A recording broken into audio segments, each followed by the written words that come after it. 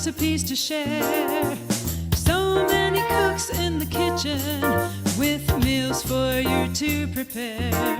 We've got fruits and grains, veggies and beans, more healthy food than you've ever seen. So many cooks in the kitchen, plant-based meals to prepare.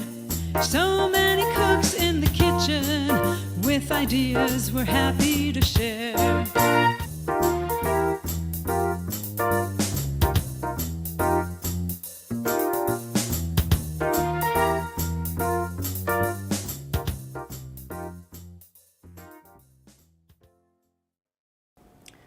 Hello, and welcome to So Many Cooks in the Kitchen. This is our February show, So Many Warming Foods. In the Northern Hemisphere, it's the tail end of winter, and we're often looking for foods that will warm us. My name is Dilla Barman. I'm a Food for Life instructor in Durham, North Carolina. Food for Life is a nutrition education program of the Physicians Committee. We have a variety of courses that help keep us healthy, and I encourage you to check out fflclasses.org and see if there's a class near you, or if there's a virtual class that you can sign up for. So, Cooks in the Kitchen, all of us are Food for Life instructors. There's about 20 of us, and we've been presenting these shows every month for about 2.5 years. So today we're talking about so many warming foods, and we're going to be presenting foods like miso soup, a very nice hot chocolate.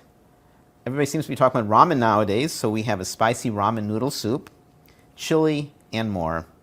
I like creating dishes, and today's dish that I created is I'm calling it Gingery Beans and Greens Red Curry.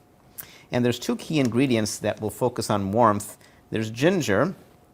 Ginger is great for digestion. Before I became a Food for Life instructor, Neil Barnard, who started Physicians Committee, is just a wonderful resource of information. His books and his blogs, anything you can see with Dr. Barnard is fabulous. And so I read a book called Foods That Fight Pain, and I made the note that I need to eat as much ginger as I can. There's so many benefits of ginger.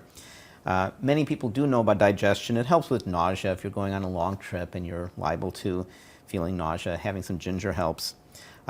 In Dr. Barnard's book, he talks a lot about how ginger helps with pain. It's a strong anti-inflammatory, and it does warm the blood by increasing blood circulation.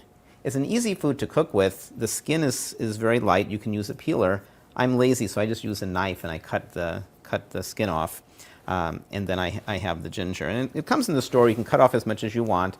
It's a root, and then you can, of course, cut it, which I've done here.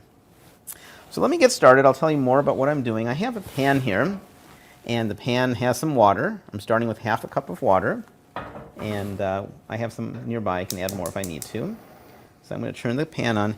All the recipes are available. We have a link, and while I'm cooking, maybe one of my colleagues will put the link up. We've also published the link, and so the recipes are available. So I'm going to add some onion, okay, and this is 3/4 cup of onion. I've used a white onion. I like these flattish onions. They're sometimes, if you're on the east coast of the U.S., they may be Vidalia onions. If you're on the west coast, you might more likely get Walla Walla onions from Washington State. My favorite comes from Hawaii. They're called Maui onions. They say they're as sweet as apple. I don't agree, but they're really sweet. So I'm going to add my onion, okay, and then I'm going to add some mushrooms. And what I did is I took these. Often, at least where I live, come in packs of 8 ounces. If you buy a prepackaged set of mushrooms, I actually got pre-sliced mushrooms. You can get whole. I like the cremini. And if money is no object, you can get a more expensive kind of mushroom. But I'm going to put the mushrooms in. I'm going to cook them first so they can cook down. Okay? So mushrooms and onions. Let me get my stir. Okay. And then I'm going to add, to kind of make a broth, this is optional, but I'm going to use some broccoli, and I took the stalk and I chopped it. So I had about a cup or so of the stalk. So I'm going to put that in as well. If I wanted to, I could have put it through a food processor and got it really fine, but this is good enough. Okay, it's going to add some nice flavor. Stalks of vegetables like broccoli are great in soups and stews. And then I'm going to add, not the ginger yet, but I'm going to add this red curry paste. Locally here, I teach also a class. It's called Ethnic Vegetarian Cooking. It's all vegan because I'm vegan. And I show my students how to make these curry pastes, green paste and red paste, from scratch. But to be honest, it's nice to use something like this. It's easy and it's quick. I'm going to just take a look at some of the ingredients. So this brand is Thai Kitchen. And I want to, before I even read the ingredients, tell you some Thai pastes are not vegan. They have fish sauce. So you want to make sure, I don't know if you can see here, but it does say vegan. You want to make sure it's a vegan sauce. Some Thai pastes are not. And so the ingredients in this one are spices including red chili pepper, garlic, lemongrass, salt, shallot, coriander root, and kaffir lime peel. Unfortunately, it's not organic, but I like to use it anyhow. So I'm going to recommend that we use about a tablespoon, and this is a teaspoon. So a tablespoon is going to be 6 of these. So there's 1. You can put less, you can put more. 2, 3. Let's just put 4 for now. Actually, we'll put 5. That's about what I have left in here. Okay. And if I wanted to be fussy, I'd put some water through here, which I'll do. Just a little bit of water to get all the curry paste. So why waste it? Once you open this, the label says you should use it in, I think, 4 or 5 days. I find that curry paste is fine for a little bit over a week. Okay. So now I can recycle the container. If you do make your own paste, you can use a mortar and pestle, and you can take many of these ingredients and use your mortar and pestle and make your own paste. I do find it does taste a little bit better, but marginally so. This curry paste brings a lot of flavor, and I almost always just buy the paste. So I don't know if you can see it, but there it is. It's cooking, and it's cooking down a bit. So I'm going to leave it uncovered. And I'm going to talk for a few minutes while it cooks a little bit before I add the rest of the ingredients. So I love this recipe that I've come up with. I've cut the ginger, which we're going to be adding soon, into maybe 3/4 inch pieces, 3/4 inch long matchsticks, and as thin as you can.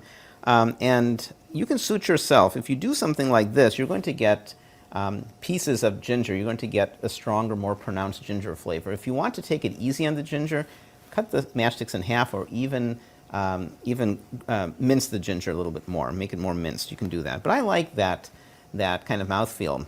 The last time I made this, I did chop it more fine. My daughter says she doesn't like ginger, but when I use small quantities, she does. And so for that, I chopped it a little more fine. I'm happy with the mushrooms. They are cooking down. What other interesting ingredients? So one thing you can optionally add to this to add even more nutrition is some squash. And you can see this squashed squash. Some people shy away from cooking acorn squash or delicata squash or any other kind of squash because they say it's so hard to cut. The typical way that what I grew up with, knowing how to make squash, is you bake it, roast it in an oven, 375 or so for 45 minutes, and then you cut it. You cut it, and it's hard to cut because the squash is so hard, and there's a risk when you cut it that you might hurt yourself. But what I've been doing is I've been pressure cooking. So all I do is I get my pressure cooker, which I happen to have here, the pot, and I put a little trivet in, and I put the squash in here with just a 1/4 cup of water, and then I put the squash in here and I pressure steam it for about, depending on the size of the squash, as little as, I think this was cooked in 9 minutes, 9 or 10 minutes. If it's a big squash, you'll want to cook it for maybe 15 or 16 minutes. And you can see how soft it is, right? It just indents. And the acorn squash probably may even fall apart. I'm not going to use the squash today in the interest of time, but I could. I could chop it a bit and add it. And squash also it's an autumn vegetable, and one that we enjoy when it's cold. So the mushroom has cooked down a bit, so I'm going to go ahead and add the chickpeas. I made some chickpeas. You can buy canned chickpeas, but in the pressure cooker I made the chickpeas. I soaked these chickpeas overnight, the raw chickpeas, and then I cooked it with just enough water to cover the chickpeas for 9 minutes. So here go the chickpeas. Lots of great nutrition here, fiber. Beans are great, and so we're using these chickpeas. I like chickpea in this dish because it is a bigger bean, bigger legume. I wouldn't recommend something small like a black bean or a white bean. If you want, you could use maybe a Great Northern bean, but I think chickpeas are just so. Okay. I'm also going to add potato, sweet potato. So I love Japanese sweet potatoes. This is a Japanese sweet potato, and if you are in the store and you do something like this, you'll see inside it's kind of a creamy white, and it just tastes great. We've talked about this in past shows. What I did is I cooked sweet potato in the pressure cooker, again for 9 minutes. It's so easy using a pressure cooker. You don't need a pressure cooker. You don't need anything fancy to eat wonderful plant-based food. But I also used a standard orange-colored, I think this was a Beauregard sweet potato. I have some Japanese sweet potato. There's an optional ingredient of Yukon Gold, and I threw that in too. Okay, so here comes the potato.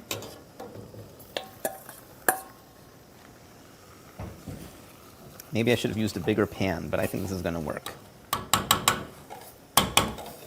Okay.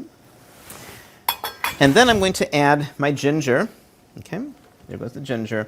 Now, a couple of things you can do if you don't want really strong ginger is instead of adding it at this point, you can add it when I first added the curry paste and the water and the onion, so it can cook down a bit. This is going to mature as a leftover, so if you don't eat all of it immediately, your ginger will be more mellow. So take your preference with ginger. If you like strong ginger, then do what I'm doing. If you like it weaker, then cook it a little bit more. I'm going to add some red pepper. It adds some nice nutrition and color. Color is very important in what we make. I'm going to add some greens. So I have some broccoli, and this was, I just bought this broccoli a few minutes before the show, and I'm amazed at how good. I've never had better broccoli than this. I don't know what makes it so good. It's like just delicious. And I have some frozen greens. I wanted to use kale, but I couldn't find it at the store, so I got spinach. So here comes the frozen greens and the broccoli.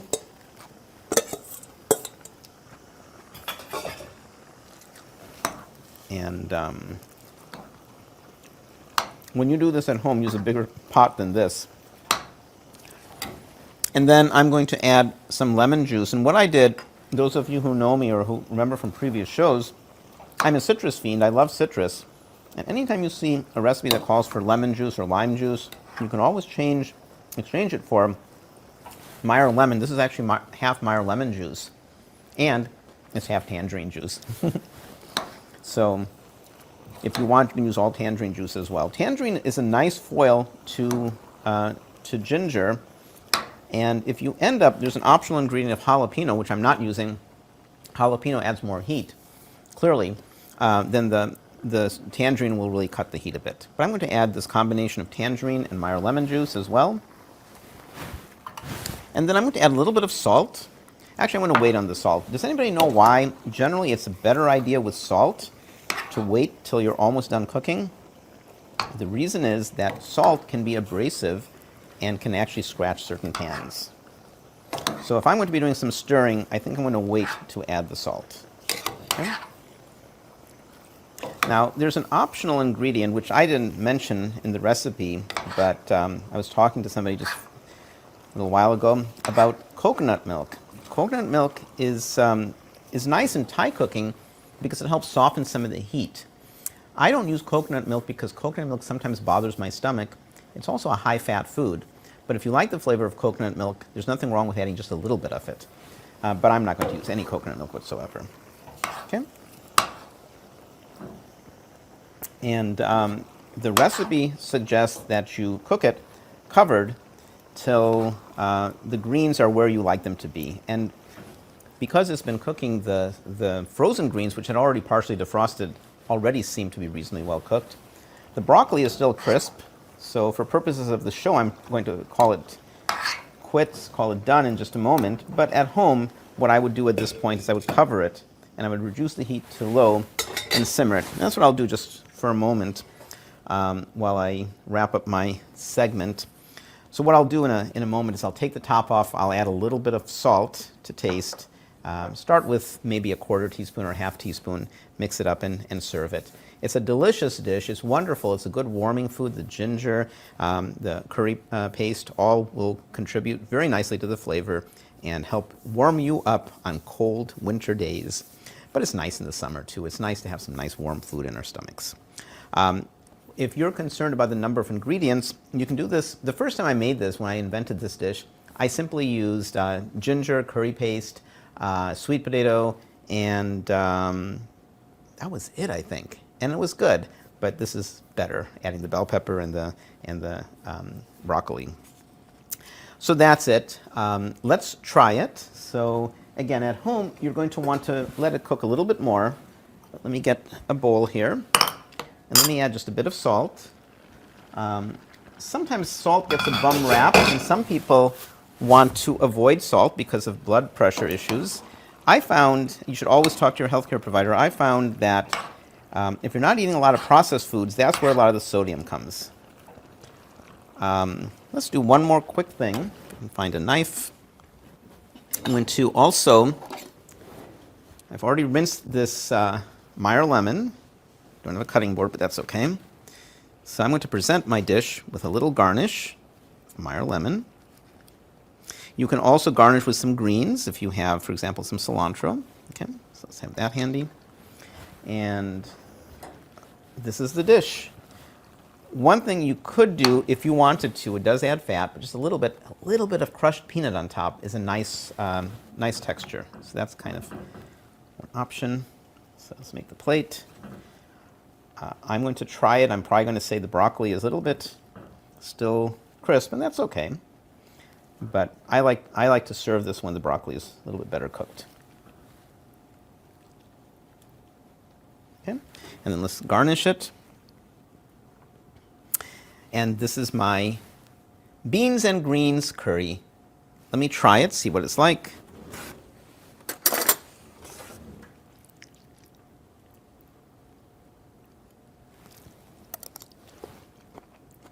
It's good, but I forgot the salt. So when you do this at home, add some salt. It's quite good.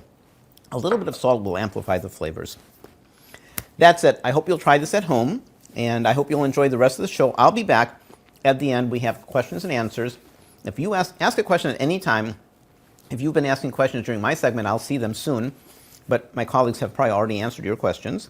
At the end, if you ask questions at the end as well, then we'll draw names for people who've asked questions during Q&A, and we have some prizes to give away.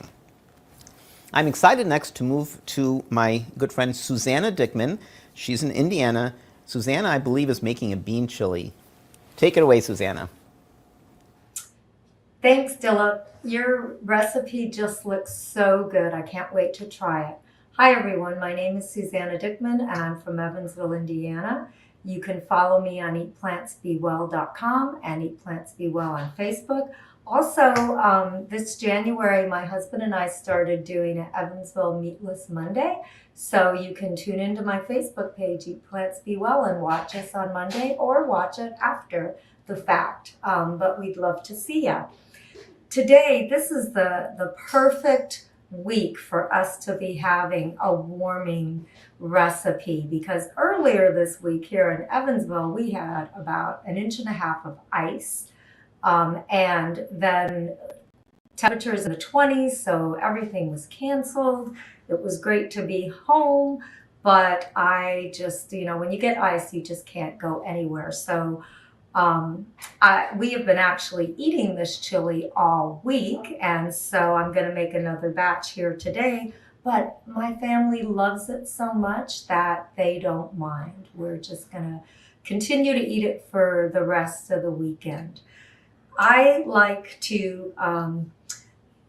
this chili because, as you'll see, it uses a lot of different ingredients, and it's a recipe you can really change up if you want to. Let me go ahead and plug in. Oh, I'm already plugged in. So let me go ahead and start my burner, and I'm going to start adding the ingredients. So we have an onion, right? Everything starts with an onion.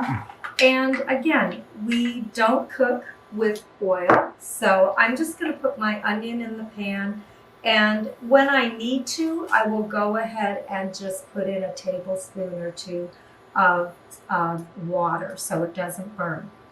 I'm going to put in, this time I have a yellow pepper, and again, what I like about this recipe is the original recipe that you see in the recipe guide that you can download has a green and a red. I'm going to use yellow because that's what I had in my fridge. You can add any color of pepper, and you're just adding that extra fiber and nutrients. Here I have quite a few garlic cloves, about 6 garlic cloves. And on the very bottom, there is a little jalapeno. Let me get this because I can get it out. Now, again, my husband likes spicy food, but my sons do not. So I'm going to just add, I added 2 jalapenos, and my jalapenos were hot, so I'm not going to add any more. My husband will add some jalapenos when, we serve this chili because he, like I said, likes it spicy. So I'm going to add just a tiny drop of water, just because I don't want things to burn. And I'm just going to put the lid on and let this cook for just a minute. This chili is really quick. It typically, once I get all the ingredients in, I just want my onion to get translucent. But once I get all the ingredients in, we're talking 20 minutes. So it really is a recipe that you can, come home from work. If you have a couple hands prepping, cutting up things, you can get it done 45 minutes to an hour and sit down and eat a great warming meal. Just really warms your stomach. So because we don't have 20 minutes here during this video, I'm going to go ahead and just start adding my other ingredients so I can show you how I do it. And then, like I said, I have a finished bowl here that I will show you how I serve it up. And already, again, with just that little bit of water, my onions are starting to get translucent. All of the vegetables, the peppers, the jalapeno, the onions, have liquid in them. And as long as you keep it covered, they will produce a little bit more liquid, so you don't have to add any more. And that's really great. Okay, next we're going to add the rest of our ingredients except for our beans. And I'll tell you why I like to keep our beans out till a little bit later. But I'm going to go ahead. The first thing I'm going to add is my spices. I always like to add my spices next so that they really coat the onions and peppers and garlic. I think it brings the flavor of each of them out. And so you can see I have a variety of spices here.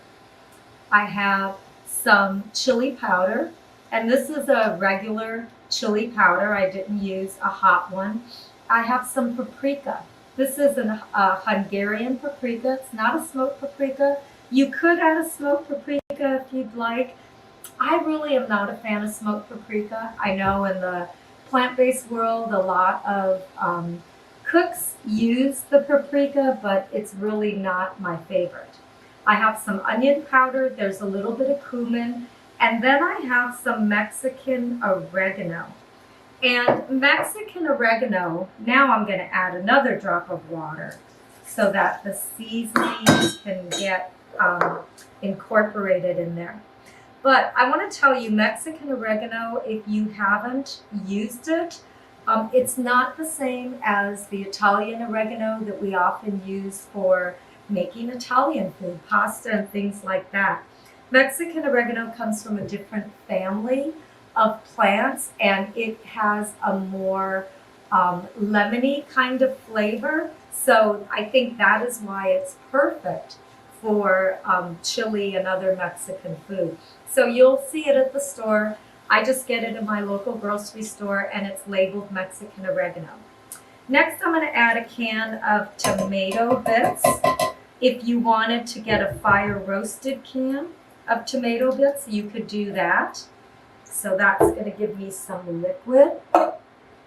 Okay, my next ingredient, and I forgot to mention, this recipe originally is from Forks Over Knives. So this is where I've got the idea. I've changed up some things. The original recipe called for tempeh, and you can use tempeh.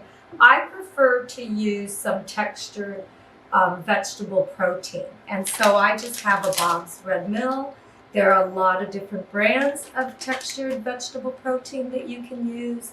This is just soy. It's a soy product. And to rehydrate it, all I did was I took about a cup of it and I added some hot water. So I am going to add that too. And again, that just adds another layer of texture. I have served this to people who are have been plant-based for a long time. I've served it to people who are not plant-based, and they are, I don't even tell them that it's not meat, and they love it. So it is really a good chili that you can make for people who aren't eating whole food plant-based. Okay, and you can sub the tempeh if you want. All right, the last ingredient I'm going to add is some corn, and this was just some frozen corn. Now I'm going to add just water, 2 cups of water, and then we're going to let it cook.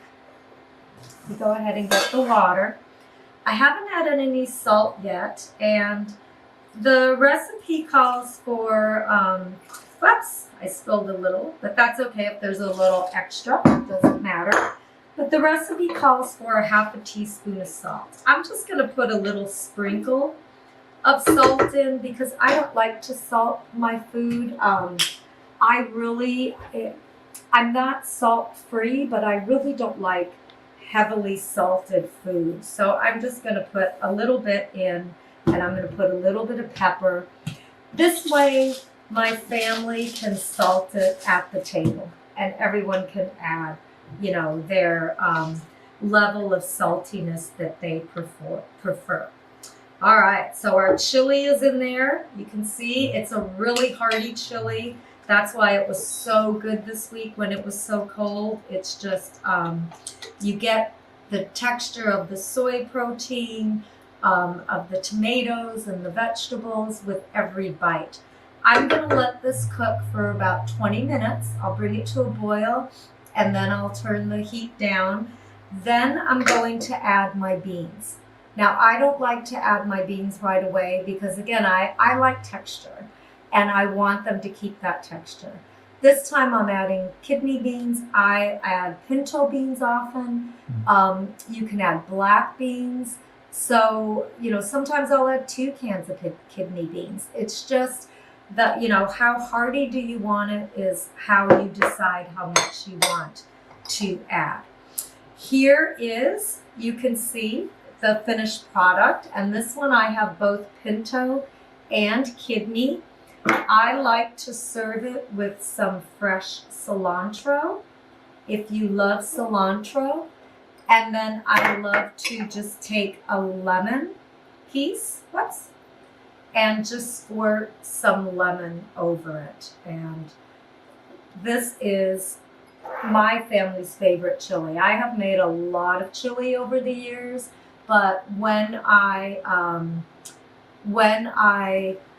found this recipe and just made the few adaptations that I did, I just decided, I asked my family, I'm making chili, what recipe do you want? Hands down, they say this one.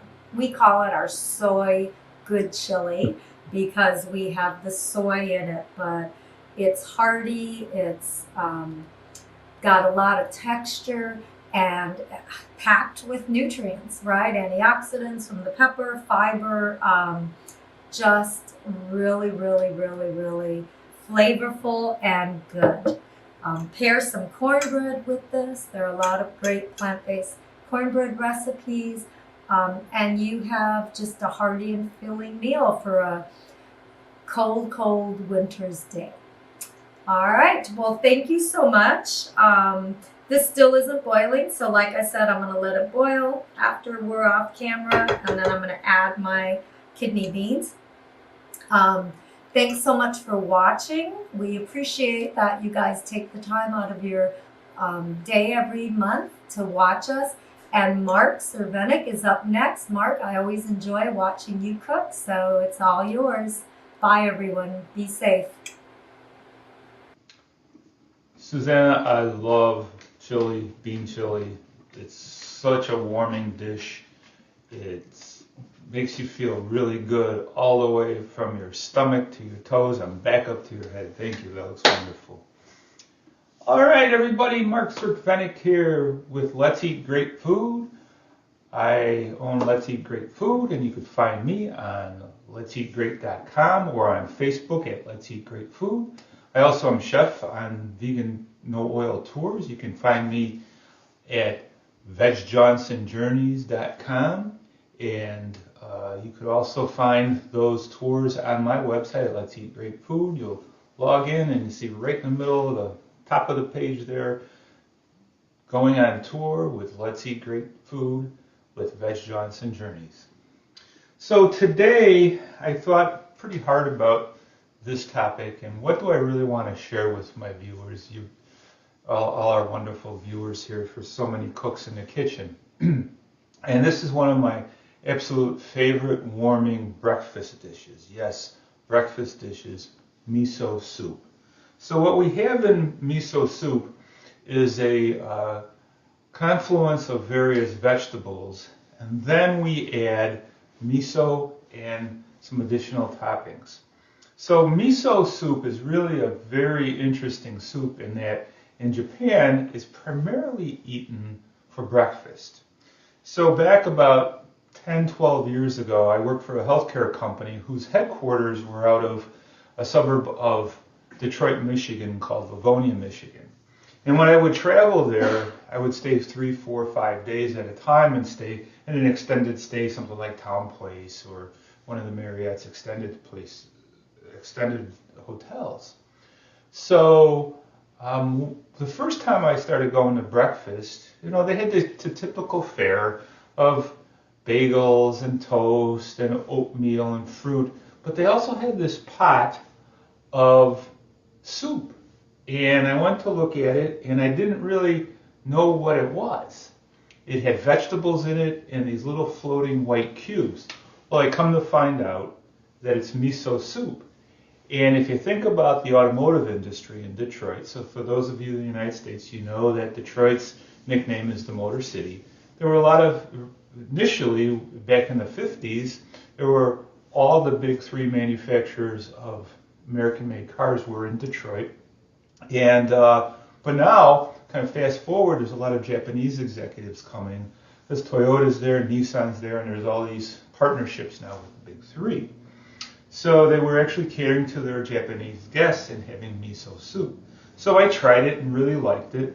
Brought the idea home to my wife, and I gotta be honest, for the last 10 or 12 years, it's been one of our staple for breakfast. It's a nice, light, very filling soup, and it gives you all the nutrients. And it's really super simple to make. In fact, John, who will be on after me, said, boy, that's a really simple recipe. And that's the beauty of this dish, is the simplicity of it. All you do is you take a pot, and what you do is you take onions, garlic, celery, and carrots, put those in a hot pan or hot pot, and we're going to dry roast those, right? So no oil, of course. And if they start sticking, just put a little bit of water in there, and you're going to cook those until the onions are translucent. Then what you do is you put mushrooms, broccoli, tofu, and I use super firm tofu, and cube it up, and then garbanzo beans. Put that in there, stir that around, cook that for a couple of minutes. Then you put 8 cups of water and bring that to the boil.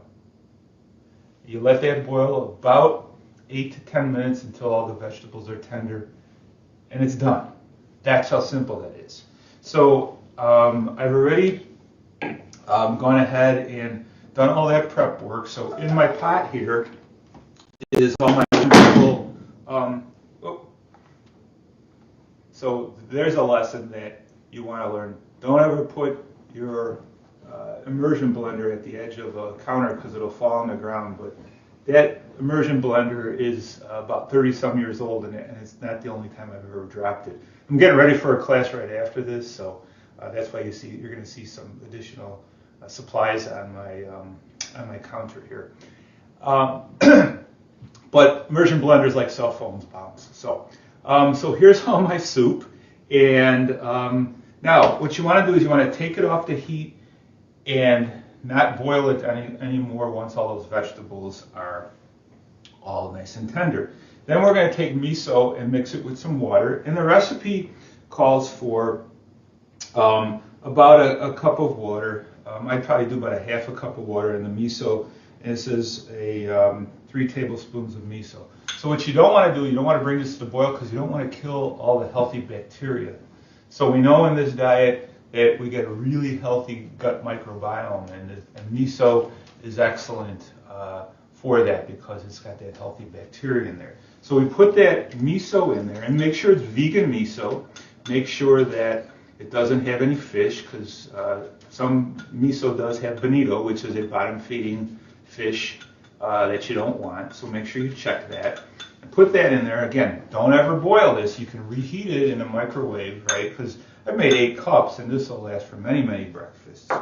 Now, what are some other additions you could put in that?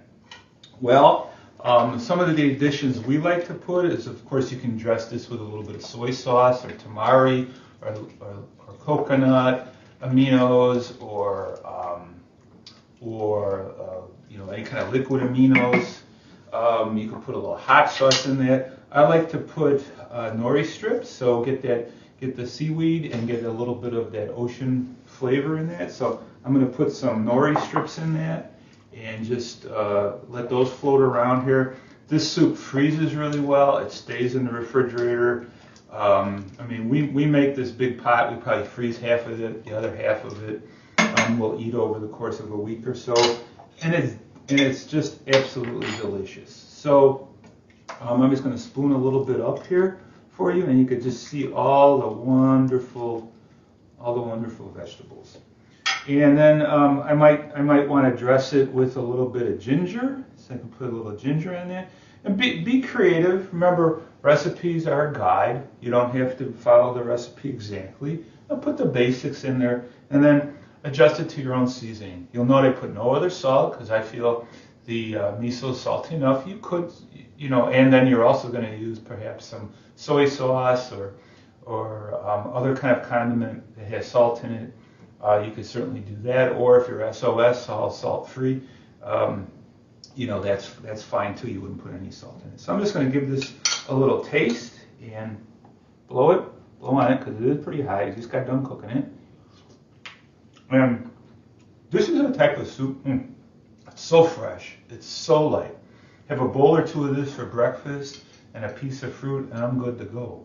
And this is a type of soup too that the more it sits in the refrigerator, day after day, the flavors keep melding and getting better. So try something a little different for breakfast. Some nice warming miso soup. And with that, I'd like to turn it over to my friend Janin, who's in the Middle East. Janin, take it away. Hello, thank you, Mark. Miso soup, my favorite, especially on cold days, and which you really need over there in Chicago. Here I am in Abu Dhabi, also complaining about relatively chilly weather. We're having temps about around high 60s, low 70s Fahrenheit, which is rather cold for Abu Dhabi, and I hear it's one of the coldest Januaries that they've had here. So it's all relative. Welcome everybody to my kitchen in Abu Dhabi, and our theme today is so many warming foods. I've also selected a soup. Soups for me are not only just for warming, but they're comfort food. I love them in the winter, I love them in the summer, I love them all the time. I sound like Dr. Seuss. So my soup today comes from Dr. Greger's book called How Not to Diet, and I've adapted it to my liking. Just a few ingredients are different, and I've put a few steps together to make it easier. You know me, I like easy to make foods. So The ingredients are here, also in our recipe booklet, so please refer to our recipe booklet online. It's got sweet potatoes, carrots, and apple, some onions, and today I use shallots, but you can use any onion you want, whatever you have, whatever you prefer. Garlic, fresh ginger root, miso. The recipe calls for white miso. I think it's mainly for aesthetics and that it probably tastes a bit sweeter. Apple cider vinegar and pepper, and although this is empty, it's veggie broth. You notice I don't have salt because cooking without salt is healthier for us, and the miso would give us enough salt. However, feel free to adjust it to your liking. So the first step is to chop your veggies.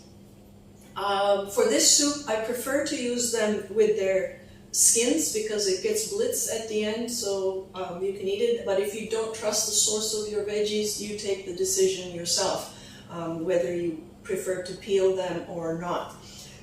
So please, when you chop your veggies, always make sure you have something that's going to keep your cutting board from slipping and sliding. Safety first. So you chop all your veggies. They don't have to be particularly tiny because you're going to blitz them at the end. The carrots as well, I didn't peel, and the apple, I didn't peel, but I did core it. It's got the seeds, etc. in the center.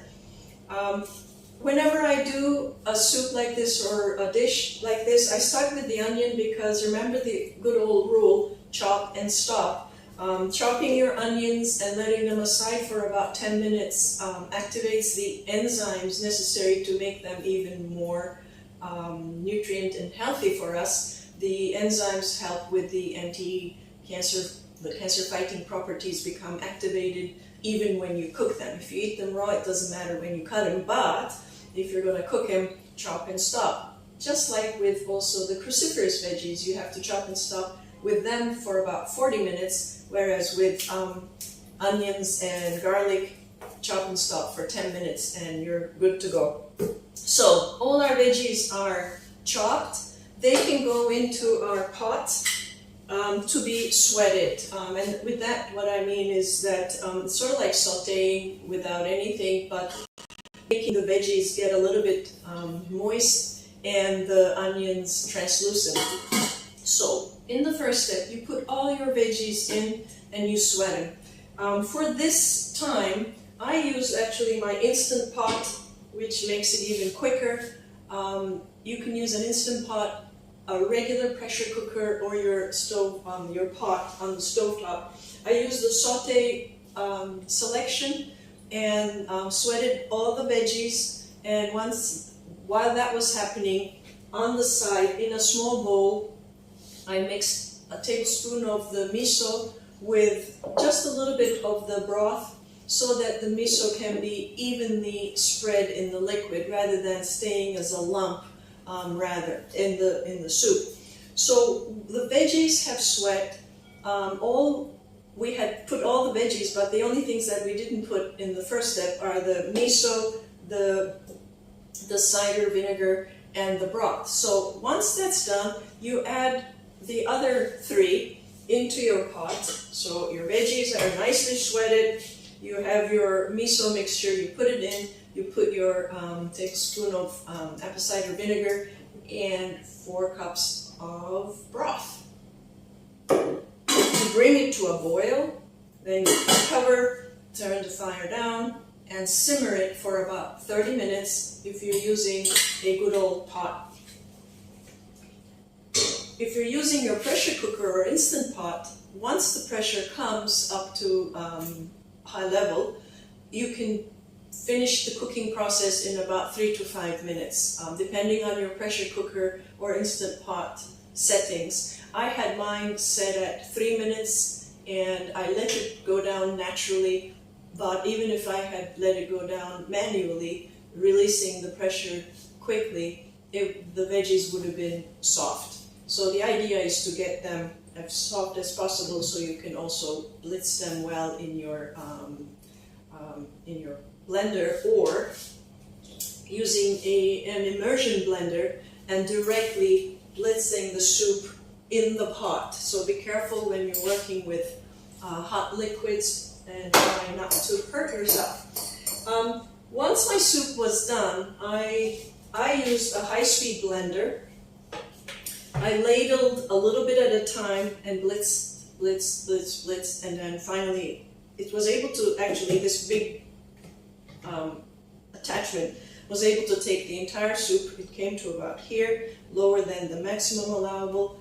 Therefore, I was able to blitz it till it was really creamy, velvety, smooth, and it was a pleasure in the mouth. I have a secret to share. I did make this soup 2 days ago, which is a good thing. You can always make it, put it in the fridge and reheat it, which is what I have done today. The soup is done and ready.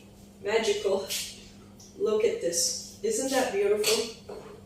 I don't know how well you can see the color, but it's a bright, bright, beautiful orange, which is bringing us to the nutrition of the soup. It's full of vitamins and minerals and fiber, all good for us. And the vitamins and minerals that are in the soup, especially the high levels of vitamin A, which gives us the beta carotene from the amazing sweet potatoes and carrots, it's really good for our immune system. While that's keeping us all healthy, the wonderful properties of ginger includes warming us from the inside. So with that, it's becoming my favorite warming food for the cold days. And today I serve it with a little bit of cashew sour cream, the recipe of which is also in our recipe booklet online. So I made it a little bit liquidy, so I can easily spread it on my soup. Those of you more creative than me can make better designs. Mine goes only this far. This not only adds taste, but as we know, beta-carotene is better absorbed with a little bit of fat in the dish. So since this basically has no really fat, I've done the cashew sour cream, which adds a delicious taste and looks pretty, but also gives us the fat for better absorption of the vitamin A. And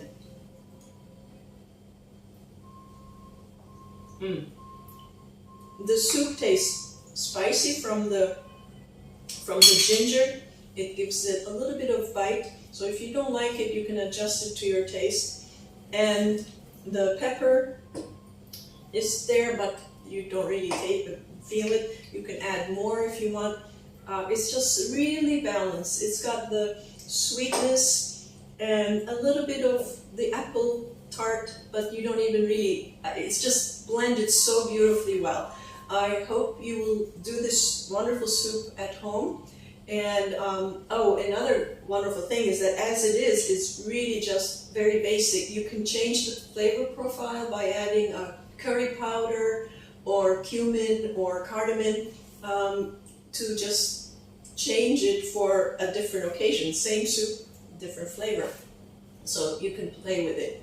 And another secret about this lovely soup is that it is amazingly beautiful also for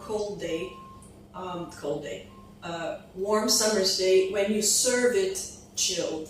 So one soup, multi-purpose, easy, that's for me. I love easy cooking and versatile foods. Thank you, everybody. And now we go to Greenville, South Carolina, to Angelita, who is going to share I'm sure, a winter favorite for everybody, hot chocolate with her Mexican spices. So take it away, Angelita, and see you all next time here in Abu Dhabi. Bye. Thank you, Jana, for that amazing recipe. That soup just sounds so comforting. It's like a hug from the inside. Thanks again for sharing that with us.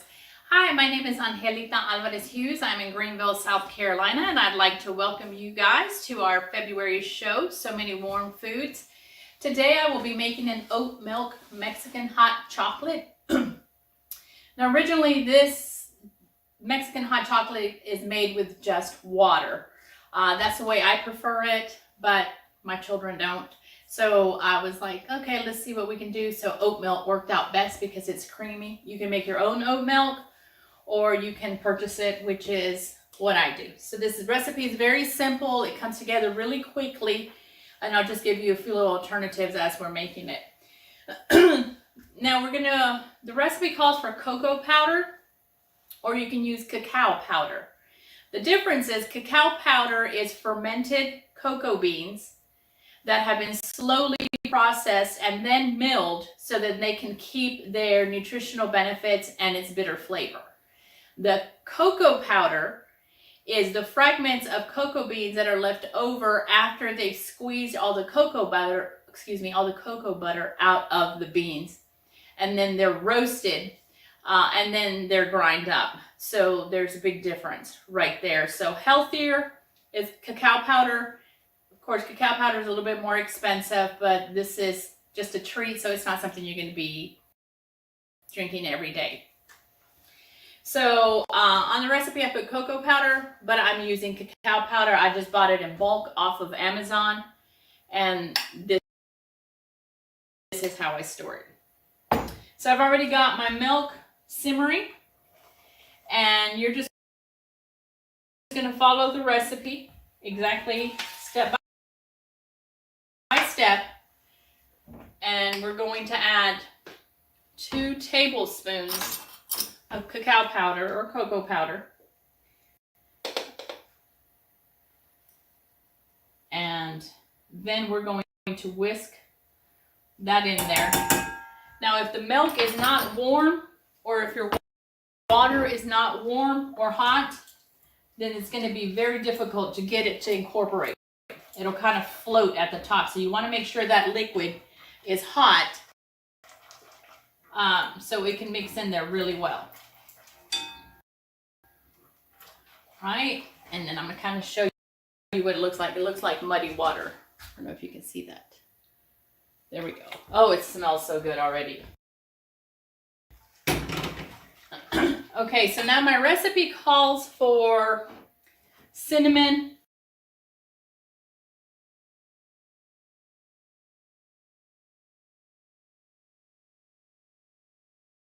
and vanilla powder, or you can use vanilla extract. And I've got just a hint of salt. You don't have to add salt if you don't want to. And then the chili, I use the smoked chipotle. It gives it a better flavor for me, but you don't have to use this at all. Depending on what region in Mexico you go to, they make it different. Some people add powdered peanuts, some people add cornmeal to it, some people add almond powder to it. So again, it just depends on what it is you want. If you want to try those, and you're going to replace this with the ones I just mentioned. So in here I have everything. I've got my cinnamon, my chipotle, my vanilla powder, and then I've got just a pinch of salt in there. We're going to blend this up, and you do want to use a whisk. Oh my goodness, it smells really good in here. And the traditional way of making it is they use sugarcane sap, which is called piloncillo. But I'm going to use date syrup. This gives it a caramel flavor notes at the end. It's absolutely amazing. But if you want to use piloncillo, you can, or you want to use raw sugar. I don't suggest using any high processed sugar because it's going to affect the flavor. Okay, so there's my first one. You notice because there's still some coating of cacao powder in here, the date syrup just kind of slides out. That'll help to make sure you get all that in there. And if this seems too sweet to you, you can definitely just start out with one and then just add more if you'd like. It's always best to start out with a little bit and add more than add too much and not be able to take it out. So we have 16 ounces or 2 cups of oat milk. And now we're just going to whisk this. Like I said, it doesn't take long to make. And there we go. Now they have a wooden whisk that's made specially for chocolate mexicano or Mexican hot chocolate, and it's a wooden one. It's called a molin, and you put it in your hands and you just mix it this way, and it just creates this froth on the top. It's absolutely amazing. Now with this drink, you're getting all types of vitamins and minerals. You're getting vitamin A, vitamin B, vitamin C, vitamin K. Cinnamon is good for, has been proven to be good for diabetes, to help you with your diabetes, regulate your sugar. But you can look all that up. If not, just send us a message and we will send me a message at www.earthseedsandwater.com. That's my website. You can send me a message and I'll answer all those questions for you. And don't forget to stay after the program for a live Q&A. All right, so we're done. And the way we serve it is in a terracotta cup. This is a traditional way of serving it. And when you serve chocolate mexicano to someone, you serve it to them this way because it was a drink that was reserved for the kings. And so that's just a way of paying respect. So that's just a little tidbit. And you just pour it in there.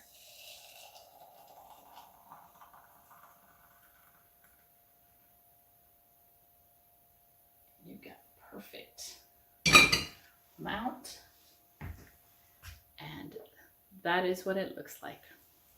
I hope you guys tried this. I hope you enjoyed as much as my family and I do. And again, I thank you for spending your Saturday with us. I wish everyone much happiness and health. And coming up next, we've got Nancy, who is going to be making an amazing recipe. She always does such great recipes. I can't wait to try what she's making. So thank you so much. Have a wonderful Saturday and stay healthy. Thank you, Angelita. Your Mexican hot chocolate looks wonderful. I can't wait to try it. I'm Nancy Manifold and I am making Mexican black beans. It's a very versatile recipe. It's great on sweet potato. It's fantastic in fajitas, or you can just have it on its own or on toast. It's a really nice recipe. So what we start with is, well, actually in the recipe, I do go through baking a sweet potato. It's one of the easiest things to cook. Take a sweet potato, wash it, and put it straight in the oven at 350 degrees Celsius for about 45 minutes until it's soft when it's pierced. It depends on the size of the sweet potato, but it's about that. So now I'm going to show you how to make the Mexican black beans. So,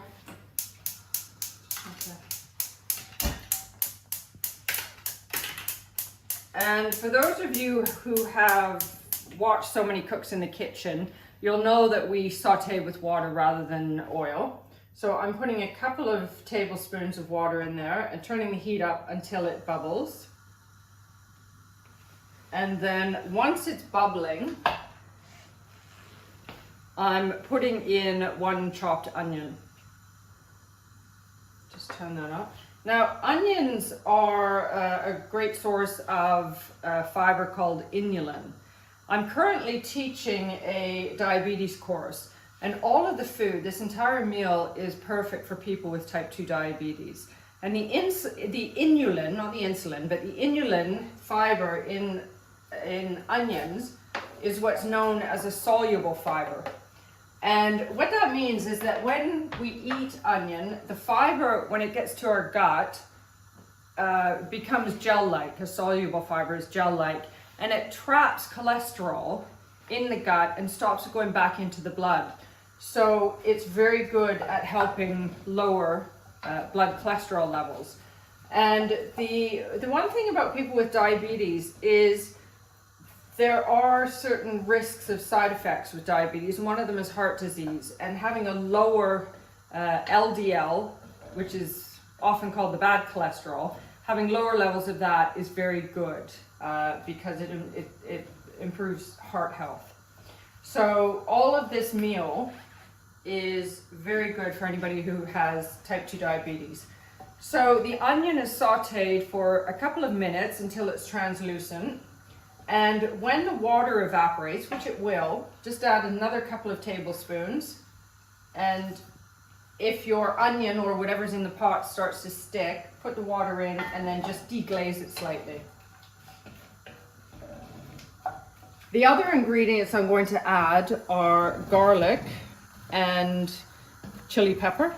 And garlic is also a very good source of inulin soluble fiber, as well as being delicious.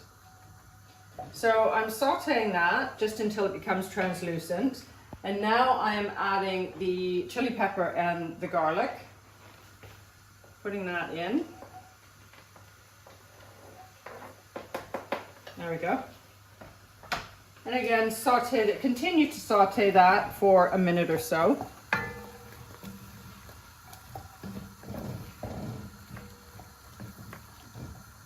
And then I am going to add my spices and salt and pepper. So for this, I have ground cumin, red chili pepper flakes, salt, pepper, and marjoram. Now the recipe calls for Mexican oregano, which is very difficult to find in the UK. And a very good substitute for that is marjoram. It's not, the best substitute is not straightforward oregano, but marjoram is a better substitute, flavor substitute. So I'm putting that in and mixing it, sauteing it for about a minute.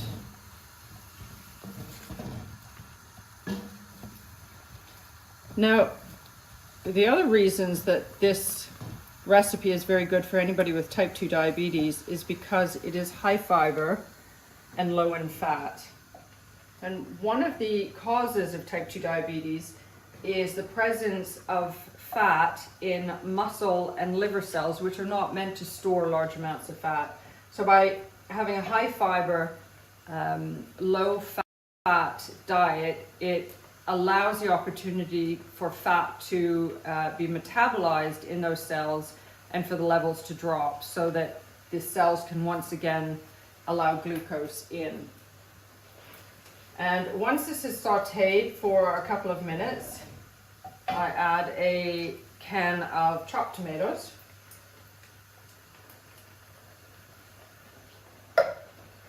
And cook that ideally for a few minutes until the tomatoes have reduced down a bit and created a bit of a thick sauce.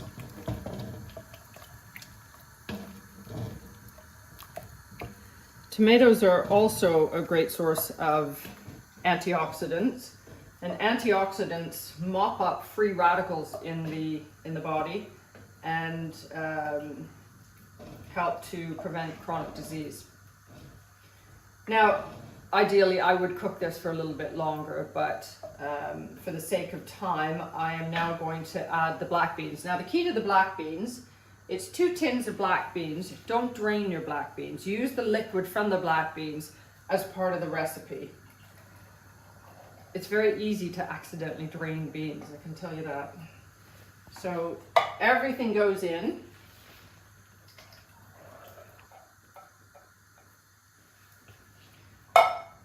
Go.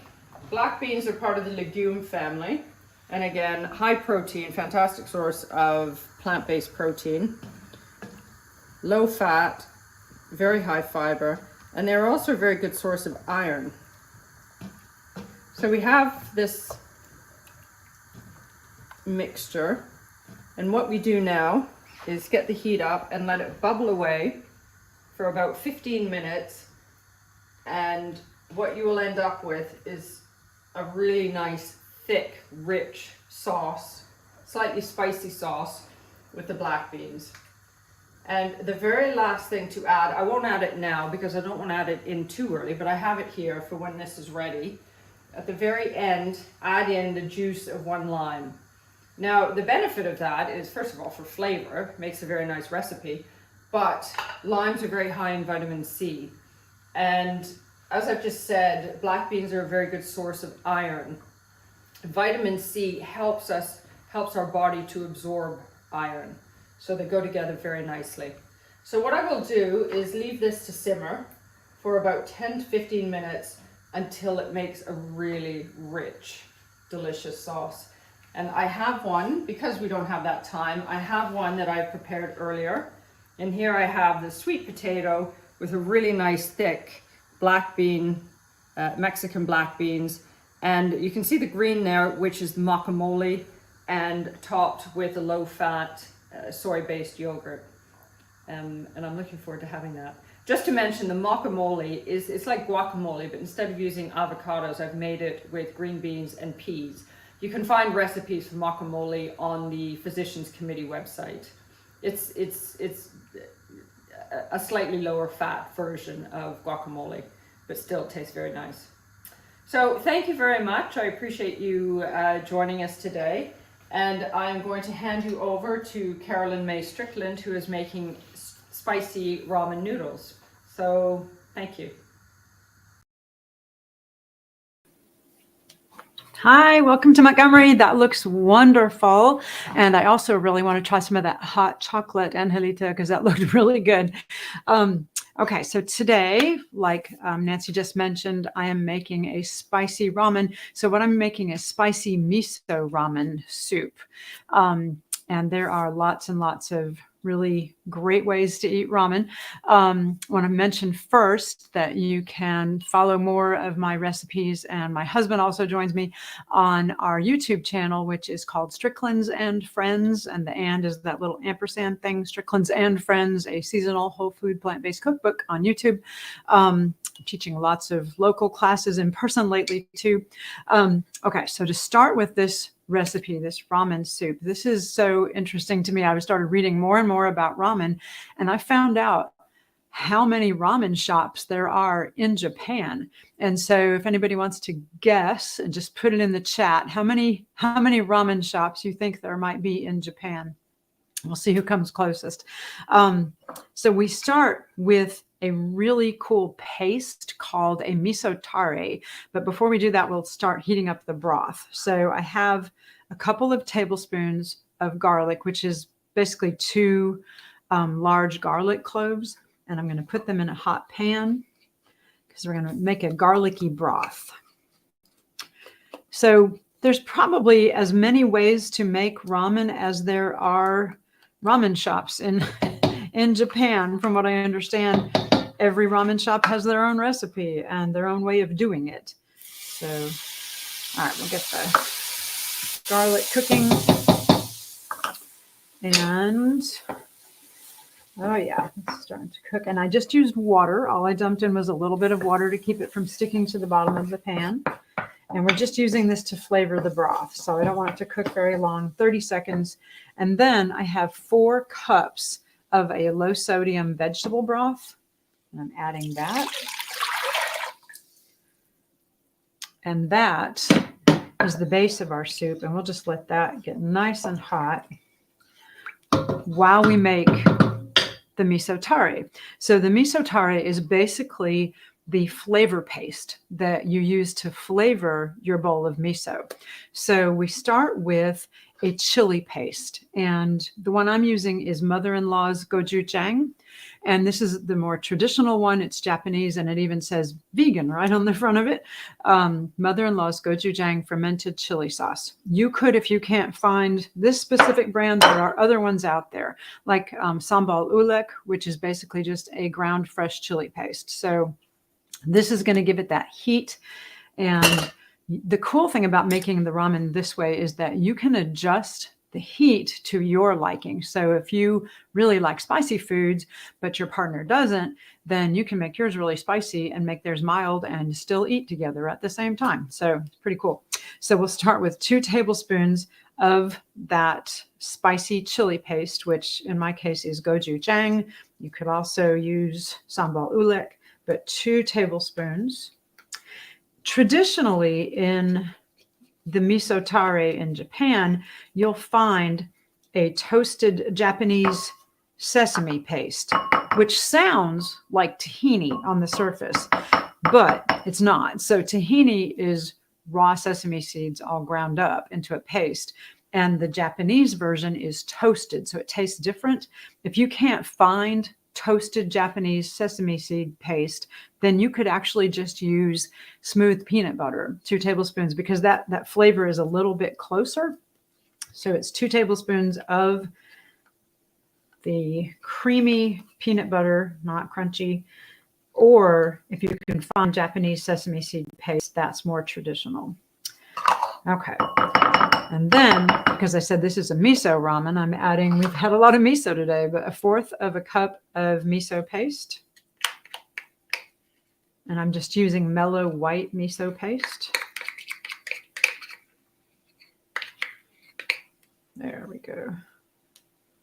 All right, get that all put in there. In fact, this is the kind I'm using. Miso Master Organic Mellow White Miso. So 1/4 of a cup. And then I have 1 tablespoon, of minced fresh ginger. So ginger is also going to add some heat. Turn that down a little bit. Ginger is also going to add some heat, which is what we want. This is so many warming foods, right? So we're trying to stay warm from the inside out. One of the ways that these things like ginger and garlic help warm us is they actually increase your metabolism a little bit, kind of rev you up from the inside. And then we have 2 other more traditional ingredients in that miso tare, which would be mirin, which is a sweetened Japanese sake, basically, sweetened Japanese rice wine. So we're adding 2 tablespoons of mirin.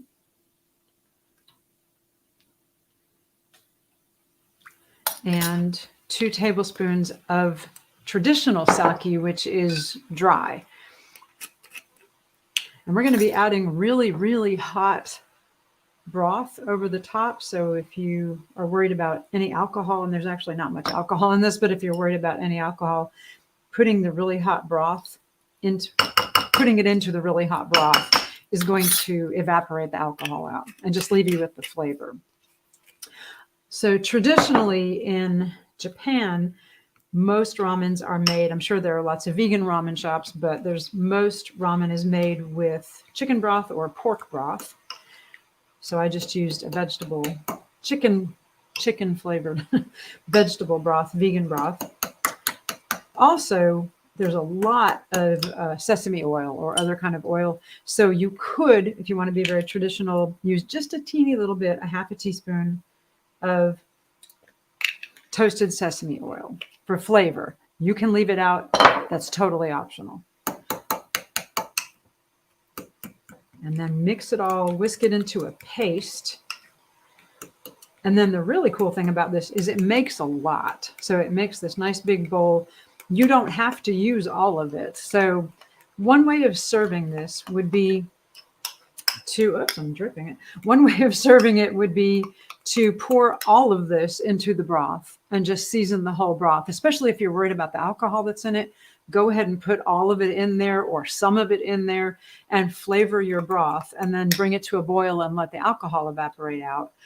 Or the most traditional way, I don't want to lose any of it. There we go. The most traditional way of doing it is to grab a bowl and put a spoonful of the miso tare right into the middle of your bowl, like that.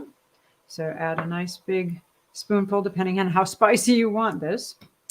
And then add a big scoop of broth, which is really hot right now. It's simmering. I can see the bubbles. So we'll pour a big spoonful or 2 or 3 of the broth over it. And then whisk it up in there. So mix that miso tare into the broth like that. Okay. And this is when we add all of our yummy toppings. So let me set that down. And this is when we add the already cooked, oh, I gotta find them. The already cooked noodles. So I have all these ramen noodles that I already cooked. So you'll take a big plop of ramen noodles and just put them right in. So they're already cooked ramen noodles, which you can cook ahead of time and put in the refrigerator. And then this can come together really fast for a weeknight meal. And then add maybe some fresh chopped spinach or a little bit of sliced cabbage and some edamame. So I love edamame. So add that. And maybe some shredded carrots. Look how pretty this is. There we go. And some green onions. Delicious. Sprinkle those on top. And then something else we've been adding to ours lately, because we love ramen, so we make it a lot, is, and I mentioned it in the recipe notes, but I took cauliflower and broccoli and shiitake mushrooms and just roasted them 400 degrees for about 12 to 15 minutes, and then tossed it with a little bit of Japanese barbecue sauce, or you could use hoisin sauce, but it's just a little bit, like a tablespoon, just enough to flavor it. And then maybe add a little bit of that into your ramen. So really anything you like into your ramen. So if you want, tofu cubes, you could do that too. That would be really good. And then serve it with some chopsticks, and yum. Look how beautiful that is. It's just so pretty. And of course you want to serve it to someone you love. So I'll hand it to my husband, because he's standing here anxiously waiting for it.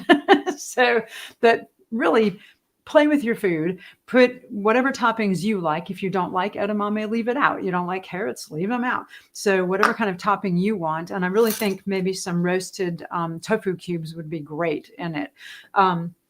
And I said earlier, asking you to guess in the chat, and I can't see the chat, so I don't know if anybody's guessed, but there are over 10,000 ramen shops in Japan. So there's probably 10,000 different recipes for how to make it. But the base and serving it traditionally is with some sort of flavoring paste, like a miso tare, broth, noodles, and then whatever toppings you like. So it's a really fun weeknight meal that you can make pretty quickly, especially if you have the miso tare made ahead of time. Just put it in the refrigerator in a glass container, well sealed. You could have the noodles already made, your toppings already cut up, and then all you have to do is heat up the broth and pour it over the top. So it's super fast and easy.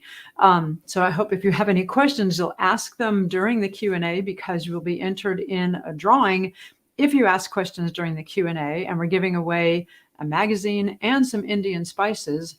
And speaking of Indian spices, I've just gotten word that we have a last-minute addition to our show. So Shobha Swami is joining us from Atlanta to talk about Indian spices. Hi, Shobha. Hey there, Carolyn. Thank you much. That sounds really, really good. I have never made miso tare soup, and I look forward to making from your recipe. That sounds really good. It's good to see you. Thank you much. So I'm Shobha Swami. I'm here from Atlanta, Georgia. And today I'm going to show you spices from India that are warming. And they already have the word warm in their name. For example, garam masala. All of you may have heard of garam masala. The word garam in garam masala means hot in Hindi or any of the northern languages in India. So masala means a blend of all spices, different kinds of spices. So today's garam masala, I'll show you all the spices that it's made of. You can grind your own in a, coffee mill at home or a spice grinder. And it's made of cinnamon and bay leaves, a few peppercorns, cloves, cardamom. Pretty much these are the basic ingredients. Sometimes we add a little bit of coriander seeds, which is cilantro seeds. So find a nice recipe and we can, add the recipe to the booklet. And as well as share with you some of the recipes for garam masala. They are easy to find online as well. Or alternately, you can buy garam masala at a local Indian store, or I think it's now available at regular grocery stores as well. So I'll be using this garam masala to make what is called, very commonly known as a pulao, which is also called as a pilaf here in the US. And it's very easy and quick to put together. And the advantage of making a pulao is you can pretty much mix and match your veggies as well as the grains and the beans that you put in it. I like to make my pulao with some lentils or beans as well. So it's a one-pot dish and it's really easy to make on a busy night. So I've already soaked about a cup of brown rice. So we'll get started. I just want to drain this. So since I've already soaked it, so here we go. I'll add it to the pot, and then you can add any spices of your choice. And if you don't have fresh cut spices like onions and things, remember always you can use substitutions like the dehydrated onions, or onion powder, garlic powder, any of this. Flavor the dishes well, because our tongue is looking more for flavoring than for all the dishes, all the ingredients that we're trying to avoid to be heart healthy. We love jalapenos, so I'm going to put about just a half a jalapeno here. We love the flavor of jalapenos, so we add that into the pot as well. And then today I have some chickpeas already cut up along with some onions in here.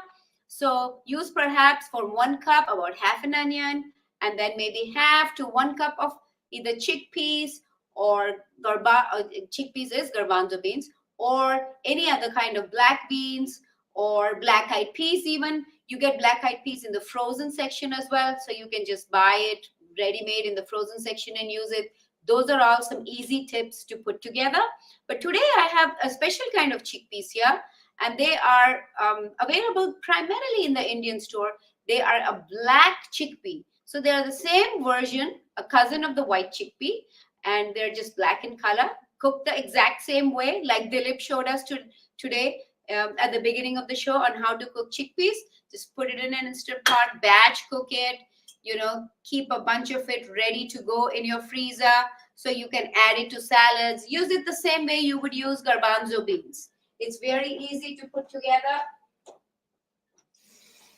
And the best thing to do for this is to batch cook and keep it ready. So I'll be adding about, the equal parts water. So if you used 1 cup of rice, then you use 1 cup of water, because we've already pre-soaked it, doesn't need any excess water.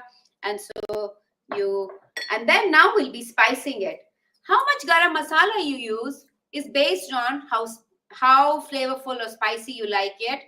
I like to add a little extra, so I probably will add about half a tablespoon of garam masala to 1 teaspoon. And since I've already flavored it with onions as well as jalapenos, they should come out really, really good. Set the pot to about 4 minutes or even 2 minutes in the pressure mode. So give me just a minute here. Yeah, 2 minutes in the pressure mode. Allow it to come to steam, as well as release the steam on its own, natural pressure release as it's called, and it will come out nice and fluffy. Let it sit warm in the Instant Pot till it's ready to serve. Fluff with a fork and it's ready to eat. You've got your grains, you've got your lentils, and you've got onions and garlic. But remember, you can add any kind of veggies to this as well. If you want to add a carrot, peas and carrots, any of the little bit of a harder type of veggies are the best to use. Things like cauliflower and others would get too mushy in the Instant Pot, so not a good idea to use those. And you can add potatoes to this, sweet potatoes, any other veggies that you like. So it's a wonderful one-pot dish for a weeknight or when you're in a hurry. So make this often, have some of these ingredients ready to go, or you can make a small pulao kit ready to go. So you just grab that little bin or bag and dump all the things in an instant pot, turn it on, turn it off. And here I have a pulao just ready already, and these are the black chickpeas. And let's take a taste test of this. I've used brown rice and I've used black chickpeas, onions, jalapenos, and you can top it off with a little bit of lime and lots of cilantro. It's absolutely flavorful and yummy. Adjust the flavors to your liking. And if you like it a little more spicy, you can always add a dash of hot sauce or chutney. And it's a pleasure that all of you have joined us this Saturday afternoon. Back to Dilip, who's a coordinator, and then back to Q&A. Thank you, Dilip. Thank you for the opportunity.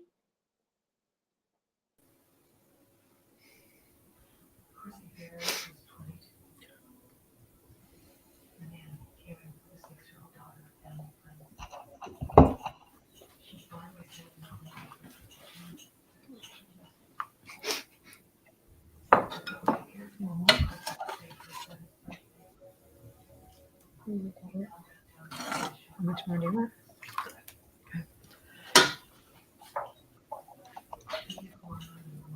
Dilip, are you talking? We can't hear you. We don't hear you from the time that you Sorry. talk. I'm sorry, I was muted. So can you Oh, now you're there. Okay. thank Shobha for joining us? So I come from an Indian background, and watching Shobha so expertly cook in the kitchen these wonderful Indian dishes is great. I love that. When my parents were early immigrants from India, my mom and dad came here from India in 1960, I think. There was literally less than 1,000 people from South Asia in this country, and so wherever we lived, my mom she was in the newspaper a bunch because people were not familiar with Indian food. So anyhow, thanks, Shobha. And I know Shobha has another cooking event, so you have about 15 minutes. And if our Q&A goes more than 15 minutes, then Shobha, I'll remind you to please head out. But thank you so much for joining us for as long as you're able to. Yes. So thank you. yeah, and thanks, Paula. I'm sorry I wasn't able to, that my mic was turned off. So with Q&A today, we have Susanna, Carolyn, Shobha, and myself. And from this point on, Susanna, would you mind taking names of people who ask questions, please? Yes. Karen is not going to is not joining us today. So I'm going to ask anybody who wins the prizes, anybody who asks questions from this point on, you'll be in the drawing for prizes. And our prizes are, and with Karen's suggestion, a set of organic Indian spices, as well as a magazine subscription to the Vegetarian Resource Group's Vegan Journal. And Adrian, I'll post here our recipes. Sorry, our recipes are available at tinyurl.com/so many warming foods recipes. Okay, there we go. So there's the recipe link. I'm sorry for not posting that. So it's tinyurl.com, so many warming foods recipes. And we're already getting questions. I have questions. So let's start. And Susanna, you're taking notes. The first question comes from Patricia. And thanks throughout the show for asking all the questions you did, Patricia. This question is for Susanna. If using tempeh, and I think I scared Patricia away, she uses TVP. And all I said is it is a processed food. Right. And years ago, like 20 years ago, I used to use TVP. I put it in sauces to make them chunky. And my good friend Brenda Davis dissuaded me from using TVP, and I can't remember why. Beyond being processed, she said it's not a good choice. I think it's fractionated or something. I don't remember all the details. I don't use it anymore. I wasn't a Food for Life instructor, so I wasn't teaching others the nutrition, so I didn't keep that in the back of my mind. So I never buy TVP. It's not that it's probably a terrible food if you're using it, once in a while. It's probably okay, but I would guess if Brenda were here, she'd say, don't use it like every week or whatever. But anyhow, Patricia had said that she uses TVP, and I suggested tempeh may be a better choice. And so she asks for Susanna, if using tempeh, what flavor? And do you chop it up? And for Nancy, and Nancy's not with us, what is Mexican oregano? Is it different from regular oregano? Where do you get Japanese sesame paste? So, Susanna, why don't you answer any of these questions you can, and then the rest of us can take the others. Okay, so as far as the tempeh, I go to Trader Joe's or our local grocery store, and I just buy the regular tempeh, so it doesn't have any flavor. And what you'll do for the chili recipe that I made is just kind of, you can cut it in cubes. Sometimes I'll just rip it into small pieces and throw it in. Um, I've also, the TVP, again, that's not something we use a lot, just in the chili. There's also a product that is from pea protein that is similar, but, again, it's your choice. And I can speak on the Mexican oregano because I remember, and I don't remember when I was first cooking, finding Mexican oregano in the grocery store, but Mexican oregano comes from a different plant than the original oregano that we usually buy when we make Italian dishes. And you'll have to look up the name of the plant. I don't remember it anymore, but it gives dishes a kind of lemony flavor, which I think is why, and it's grown in Mexico, so it comes from a different area and it's a different plant, and it gives things that lemony flavor. And we know lemon and lime and that kind of acidic flavor is really, it enhances all of our Mexican dishes. So you will, I mean, I find it in my local grocery store, and it just is labeled Mexican oregano instead of plain oregano. The question about Japanese sesame paste, you should be able to find it if you have an Oriental store.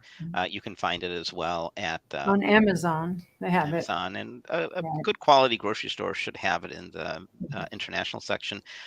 One more comment about tempeh is I don't find the tempeh's taste. I mean, within one company, for example, Light Life is one brand that I often buy, and they have different kinds. They have a flax one, they have original, they have a 3-grain one. And to my palate, they taste the same. I don't taste any difference. I find differences between or among different brands, but within the brands, and I've always found that kind of a marketing thing when they sell flax tempeh.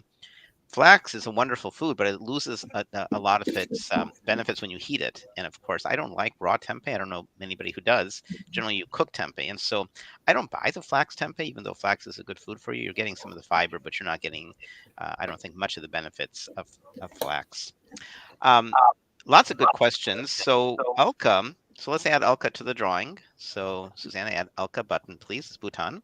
Elka, before we answer your question, what's a good vegan miso to buy? Mark couldn't join us for Q&A, but I sent him a text message and got a message back. And I buy that brand that Carolyn's holding up. It comes from North Carolina, from the Blue Ridge Mountains. It's called, what's it called? Miso Master Organic. So my wife has some problems sometimes eating soy products. So Miso Master and other ones make miso not just out of soy, but out of chickpeas. And that's what I usually buy. I get the chickpea miso. And I actually like the flavor of the chickpea miso more. I'll tell you a cool thing and not so cool thing. Cool thing about miso is it lasts forever. It's a fermented food. I mean, and you guys correct me if I'm wrong. I use miso not that often. I use it in very small quantities. It's high in sodium, so I'm careful with it. But I keep miso for over a year, and I've had no problem. It sits fine in the refrigerator, and it doesn't change much. It's perfectly good. So, but the question I didn't know this about miso, so I sent a text to Mark Cirkvenick, who was talking about make sure your miso is vegan. I thought miso was always vegan, but he said that some misos, so what we buy has like seaweed in it for the sodium, but some misos may have fish, and I didn't know that. So just look at the label and see. Oh, go on, Carolyn. No, I mean, so really the only concern about miso, it's mostly made from fermented soybeans or chickpeas, like you said. And the only time that there's ever any really like cross-contamination would be if it's made in a factory or a place that also makes non-vegan things. But they don't typically put fish or anything in miso. That I've never seen a miso. And I've seen a lot of different brands of miso. I've never seen any that didn't have Apparently Mark has, because Mark sent I've me a never message. seen that. That's so Yeah, interesting. I'll tell you what, Mark. Generally vegan and vegetarian friendly, unless it's made in a facility that also and that could be. Here's what Mark said: not all miso, not soup, miso itself. Not all miso is vegan. Many miso manufacturers put bonito in it. You must read the label to make sure. Miso has no bonito in it. Bonito is a bottom-feeding fish like carp. Vegan miso only has kelp or other food-grade seaweed. So Mark lives in the Chicago area, so he may have That's access to interesting. things that we don't. Yeah, I That's the guess cool so. I thing can about just. that's the cool thing about So Many Cooks in the Kitchen. I learned so much. I learned a bunch of things today. For example, I recently bought, I haven't opened it yet, some dried Mexican oregano, and I didn't know it was on sale. I said, well, I'll just use it when my regular oregano goes out. I didn't know it's different, so I learned that today. Um, Kathy Sabo, thanks for all your wonderful questions during the show. So Kathy's asking, do we have an Amazon site, like where you list your favorite pots and pans, utensils, etc.? I know what a good safe silicone mat, often called Silpat, is, but I lost my notes. A site where your recommendations are listed. That's a great idea. And you know what we should do is we've been talking about doing some things in the website. Maybe we should add something in the website about our favorites and put our favorite things in there. We have had shows like our favorite appliances, and we've talked about various appliances we like using. So maybe we should start compiling that. It's an excellent suggestion. And Kathy and everybody, we plan the shows. We have dates more or less the next few months, but we have tons of topics, but we love hearing from you. So one thing is we were talking about having a brunch show next time. And that's what the current graphic shows and the schedule. But eggs have been in the news so much that I don't buy eggs. I'm vegan. None of us buy eggs. But apparently, people who buy eggs are saying that the price is getting really expensive. And so there's so many alternatives, so many other ways of doing without eggs. I don't know if you've seen. There's a new product called Just Egg. It has like a folded omelet. It's all vegan. They have a squirt product where you can make scrambled quote unquote eggs. So we are on the verge of switching and having the egg show next month. And in the egg show, we would talk about one of our cooks in the kitchen has come up with her own way of an egg replacer. There's the product egg replacer to make cakes and cookies with 0 eggs, but with flax and other things in it. We might have I'll probably make a scrambled tofu. We might do other things that are, my daughter does waffles. Maybe I'll get her involved in the show. So we're thinking of doing an egg show. I'm doing a breakfast casserole that's egg-like. I plan on making a vegan omelet. That sounds good. And Yeah. Paula Proctor has a question, what do you use instead of eggs? And let's reserve a long discussion about that to the show when we do the egg show. But there's many things for baking. For example, you can use flaxseed, you can use banana, you can use this product called Energy Egg Replacer. There's lots of things you can do. And thanks, Sarah, for brunch. And Sarah, we'd love to hear something about the vegan scene in Cuba. That would be really cool. And you're welcome. Sandy has a question. Sandy Stencil Miller. I have white miso and some red in the fridge, but I only seem to see recipes using the white. Yes, absolutely interchangeable. So the difference is how fermented, how strong the flavor is. Pick the one you like. I don't drink alcohol, but it's kind of the same thing. It's like if you ask me about alcohol, you could ignore my answer because I know nothing about it. I cook with it occasionally. But apparently different, when you age like wine in certain barrels, or is it whiskey or whatever, it's some spoiled fruit thing. It tastes different depending on how you and the same thing with miso. It has a different flavor, but you get the same benefits. And generally the darker the colors, the more mature the miso is. So I prefer the richer color ones. So Well, and in my recipe, the spicy vegan miso ramen, it also says you can use like half white, half red if you want to. So you can mix, it even says it on my recipe already. Go ahead and mix white and red if you have both. Or you could just use all red. Yeah. Paul is asking, what's the date for our brunch show? It's at the bottom of our recipe document. 1 month from today, March 4th. Okay, so that's the current schedule, but as I'm thinking, there's a good chance that's going to switch to an not egg show. And then the brunch would be the following month. That's what we're thinking. So okay. Thanks, Sandy. Linda has a question. Do you have a favorite spice from India? And Shobha, I can answer that, but Shobha, why don't you? I don't know if you're having technical difficulties, but what's your favorite Indian spice? Shobha's muted. I'm not sure she can hear us. Okay, so there's so many great spices from India. I like kala namak, which is kala means black, but it's really pink. It comes from the northwest part of India and also from Pakistan, the Kutch region, and it's kind of a sulfurous taste, so it adds a nice flavor. It's great with scrambled tofu, for example. I love garam masala, which is a combination of other spices. Turmeric is so helpful in so many ways. It stains, so you have to be careful. One of my probably favorite though Indian spices is cumin. I find cumin really brings out the flavor of beans and vegetables. So I use cumin. If I had to pick like 5 spices and I only had those spices, cumin would be one of them. Lemon pepper would be another one. Garlic powder would be another one. And then, some dried herb, probably oregano would be the fourth, and I'm not sure what the fifth would be. But yeah, those would be good choices. Okay, let's see. There's a whole bunch of questions. So Adrian has a question. Which chickpeas are healthier, black or light? Carolyn, do you want to take that one? I would guess they're pretty similar in nutritional value. I actually have both here. I could go run and get the packages, but I'm pretty sure they're quite similar in nutritional value. Legumes are off the charts in nutrition, so Right. my answer would be it doesn't matter. But I suspect the black chickpeas probably are a little bit higher in nutrition, I would think. Well, in some areas, yeah, they might be. I can run and get my black. Yeah. I have both. I'll run and get them. Yeah, my wife was watching Shobha with the Indian cooking, and she was commenting because I don't use black chickpeas very often. I use them once in a while. She was reminding me, Dilip, I like black chickpeas much more than regular chickpeas. Black chickpeas have a stronger flavor. So, Adrian, excellent question. And the cool thing about eating this way, this is the power plate that in our Food for Life classes we talk about. If you eat from the power plate and watch your fat, don't use oils and things like that. If there's a bean you like the regular chickpeas, even though maybe it turns out the black chickpeas are healthier, go to town with them. These are all great choices. So it's like picking fabulous and fantastic. It's like go for whatever you want. Pick it from your flavor or preparation point of view or recipes that you like. Okay. Oh, and Alka is suggesting black is what my intuition is too, as per Ayurveda. Okay, a bunch more questions. Okay, so Sandy, is the miso soup broth in Japan typically vegan? I was also wondering if the black chickpeas taste this. No, black peas do not taste like regular chickpeas. They're quite different.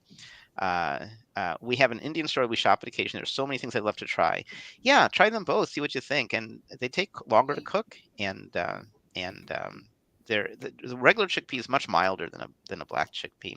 I think botanically they're very close. I'm guessing, and certainly Susanna or Carolyn or Shobha, if you're with us, in terms of, I've been to Japan. I love Japan. So is miso soup broth in Japan typically vegan? I suspect yes, but I don't know. They use so much fish in lots of things.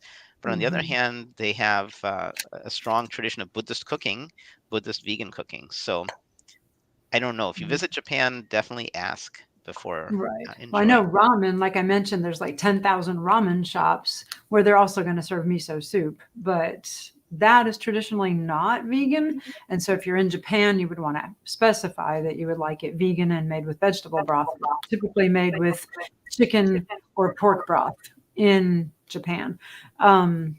And I just found out about kala chana, the black chickpeas, are higher in fiber and iron, but have similar carbohydrates and protein. So okay, that answers the question. I have black and I have regular. So here's a question from Jeanette for you, Carolyn. What brand of ramen do you like? The noodles, I use this kind, the rice. In fact, I forgot to point that out while I was talking, but this is the millet and brown rice ramen noodles, which I really like. And if you know somebody who has celiac or is gluten intolerant for some reason, this is actually gluten-free. It's just made of brown rice and millet, and actually got this huge bag of it at Costco, but you can find the individual packs of it or smaller packs of 4 in a lot of grocery stores and on Amazon. But this one was from Costco. It's really good. Susanna, please forgive me. I should know. You're from Bloomington, Indiana, or is it another city? No, I'm sorry. I'm from Evansville, the southern part of the state near Kentucky. I'm going like 15 miles to Kentucky. So Bloomington's in the middle of the state near Indy. You're from Evansville? Yes. Mm-hmm. Okay, good. All right, we're trying this new feature where we can put where we're from. Okay, so Sarah is suggesting not vegan in Japan. Okay, so you should I definitely think, check that out. Philip, I looked that up and it said that mostly they even might put shaved salmon in it, that mostly it's not vegan in Japan, just Okay, some so type of fish. question from Sandy Miller. Do you know if a faux broth is made similar to a miso broth? This is all you, Carolyn. Yes. So pho traditionally, a pho broth would have, it definitely does usually have fish or chicken or pork, depending on the restaurant you go to. So luckily here in Montgomery, we have a restaurant that makes totally vegan pho. And so, but yeah, traditionally pho is, has some sort of fish or chicken. Sometimes it's even beef. It just depends on the restaurant, really. Yeah, so I did find one on Amazon actually when I had to do a colonoscopy and I wanted to go ahead of time with days ahead of just drinking nothing but broth. There's a really good vegan pho broth on Amazon that's in little paste packages, and you can use that to make your own pho at home. But yeah, traditionally, I would say no, pho is not vegan. But if I can remember the brand on Amazon, but it was a vegan pho paste to be able to make your own vegan pho at home. And I just drank it as my only food for a couple of days before a colonoscopy. So that. And Patricia, thanks for your comment. We love having you and everybody else. So we're delighted to share the recipes, and please give us feedback. So all of you, when you make things that we share, if you email any of us, we'd love to hear what you think about how it comes out in your kitchens. Uh, I think almost everything I present, actually not just on the show, but at home, is things I make up. I create things, and so we'd love to hear what you think of our creations. Kathy Sabo had a question. I recently made spicy broccoli, and the recipe called for 1 to 2 teaspoons of red pepper flakes. I used less, and it was still too spicy. My question: are there different red pepper flakes that are more or less spicy? Yes. And when I was a little kid, when I was like in 7th grade, we used to have a vegetable garden, and I did a little science experiment. We had radishes, and one set of radishes, like my control group, I gave plenty of water. The other one I gave much less. And then one set of radishes had more sun. And I had a hypothesis which proved to be true, that if you give it more water, the radishes tended to be milder, and less water tended to be spicier. And I think the ones in sun were spicier. And so when you buy something in the market, some hot pepper, whether it's a fresh one or dried, more so with fresh, there's a lot of variability. So be careful. If you're sensitive to spice, first of all, maybe use gloves when you handle a fresh pepper, and don't touch your contact lenses Right. after handling. Especially then. And if you have somebody in your house who's not so sensitive, have them sample. So my wife is less sensitive than I. So sometimes I'll ask her, hey, Sangeeta, is this a hot pepper or not? So I can use less or more. So there's a lot of variability. So be careful. So Kathy, if you're sensitive to heat, and something calls for X amount of red pepper flakes, use X by 2, divide it in half or divide it in thirds. Try it. And the other suggestion is, a lot of spices taste better as you mix them in and they get marinated.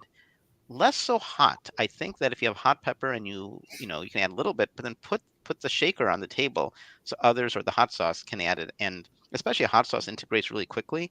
So underspice with heat, and then allow your guests or yourself to have additional heat at the table. That's what I would Right. recommend. You could add sriracha sauce at the table. That's one of my favorite things to do.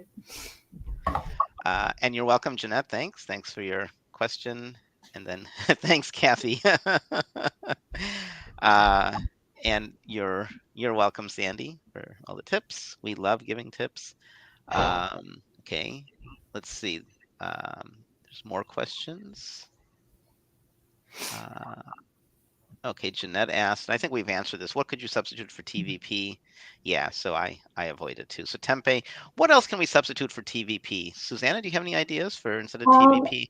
Well, what I like to do sometimes is mushrooms. So I will put the mushrooms in my food processor, just so that they're crumbly and they're small. And I'll put those in chili or spaghetti marinara sauce. Lentils, are good too, good meat texture. So all of those would add fiber and nutrients. Mushrooms, lentils.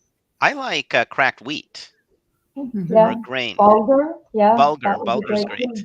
Yep. Yeah. Oat groats. Oat groats Yep. work really great as a meat substitute. Yep. Yeah. Even Um, rice cauliflower. I mean, heck, anything that you just be creative and throw it in. I mean, if it's something like the mushrooms, I would put in at the beginning because you want those to get cooked. But yeah, that sounds great.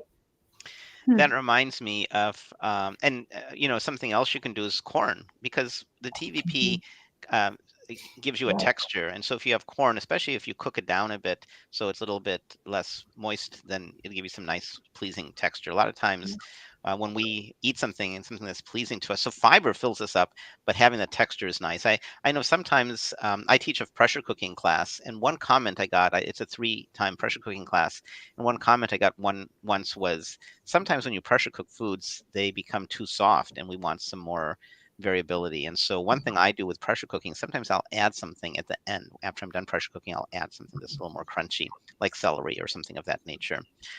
Or onion. I actually add onion at the end. I don't generally cook with onion in my pressure cooker because the flavor goes away. I like the fresh onion. And so texture is something we sometimes seek out. Let's see. There's a new company that's actually starting to make vegan ground meat out of walnuts and cashews, which seems like the texture might work, but it would be pretty high in fat. Right. But still, maybe cutting some of that half and half with oat groats or brown rice or lentils or something would make a good ground meat substitute. Yeah, and there's a brand that's it's expensive, so I haven't bought it much, but I can't remember what the brand is. It's a packet, and it's like ground beef, something like that. Yeah, bulgur would be great. Yeah, bulgur. Uh, Mhm. and hominy Philip, has a are meat you texture. talking about this? Yes, the plant Yeah. pos, but it's not. So But this is made with organic textured pea protein. okay, that's it. Yeah. So I bought this because our health food store was going out of business, unfortunately, and I think I paid $1.50. It had been Lucky reduced, you. and it's low in fat, 1.5 grams. Sodium is low, 1 gram of fiber only. But my husband likes it. I do These too. are products we get once in a while and use them. But it has good flavor and good texture. So I I just like wanted to it. share that. And I don't know enough about I guess it's fractionated pea protein, and it's not really a Right. whole food, but it seems reasonable to me. I haven't researched it. Is it going to compare to just having the totally whole food? Probably not, but Right. it's really good. So Right. I've had it in the last year since I've known about it 3 times. So it's not like I Right. eat it a lot. It's expensive. I had a question, and we still have time for more questions. And I learned something really important in today's show and you would think I would know this because I eat beans so often, like many times a week. And Shoba, unfortunately, is not here anymore, but maybe the two of you know. I never thought about slow cooking beans. I always pressure cook my beans. And my pressure cooker, it's an instant pot. You have a slow cook mode as well. And she says she gets the great flavor out of slow cooking it. I do know something I've been doing recently with soups is I'll get my beans pressure cooked, and then I will put all the other ingredients in and I'll slow cook it for like 7, 8, 10 hours or whatever. So Susanna or Carolyn, do you have any thoughts on beans? Do you cook beans slow or do you pressure cook like I do? I usually forget to soak them, so I pressure cook them because you can go from dried to cooked in 40 minutes. I forget to soak them ahead of time. A lot of times when I decide I want beans, I just stick them in the pressure cooker for 40 minutes and they're done from dried. So yeah, I'd have to plan ahead for slow cooked. Billabot, I love to put my beans in my what are they? Slow cooker. So crock pot is what they were called in the old days. Overnight, and especially pinto beans. I don't know, they do come out with such a deeper and richer flavor than even the Instapot.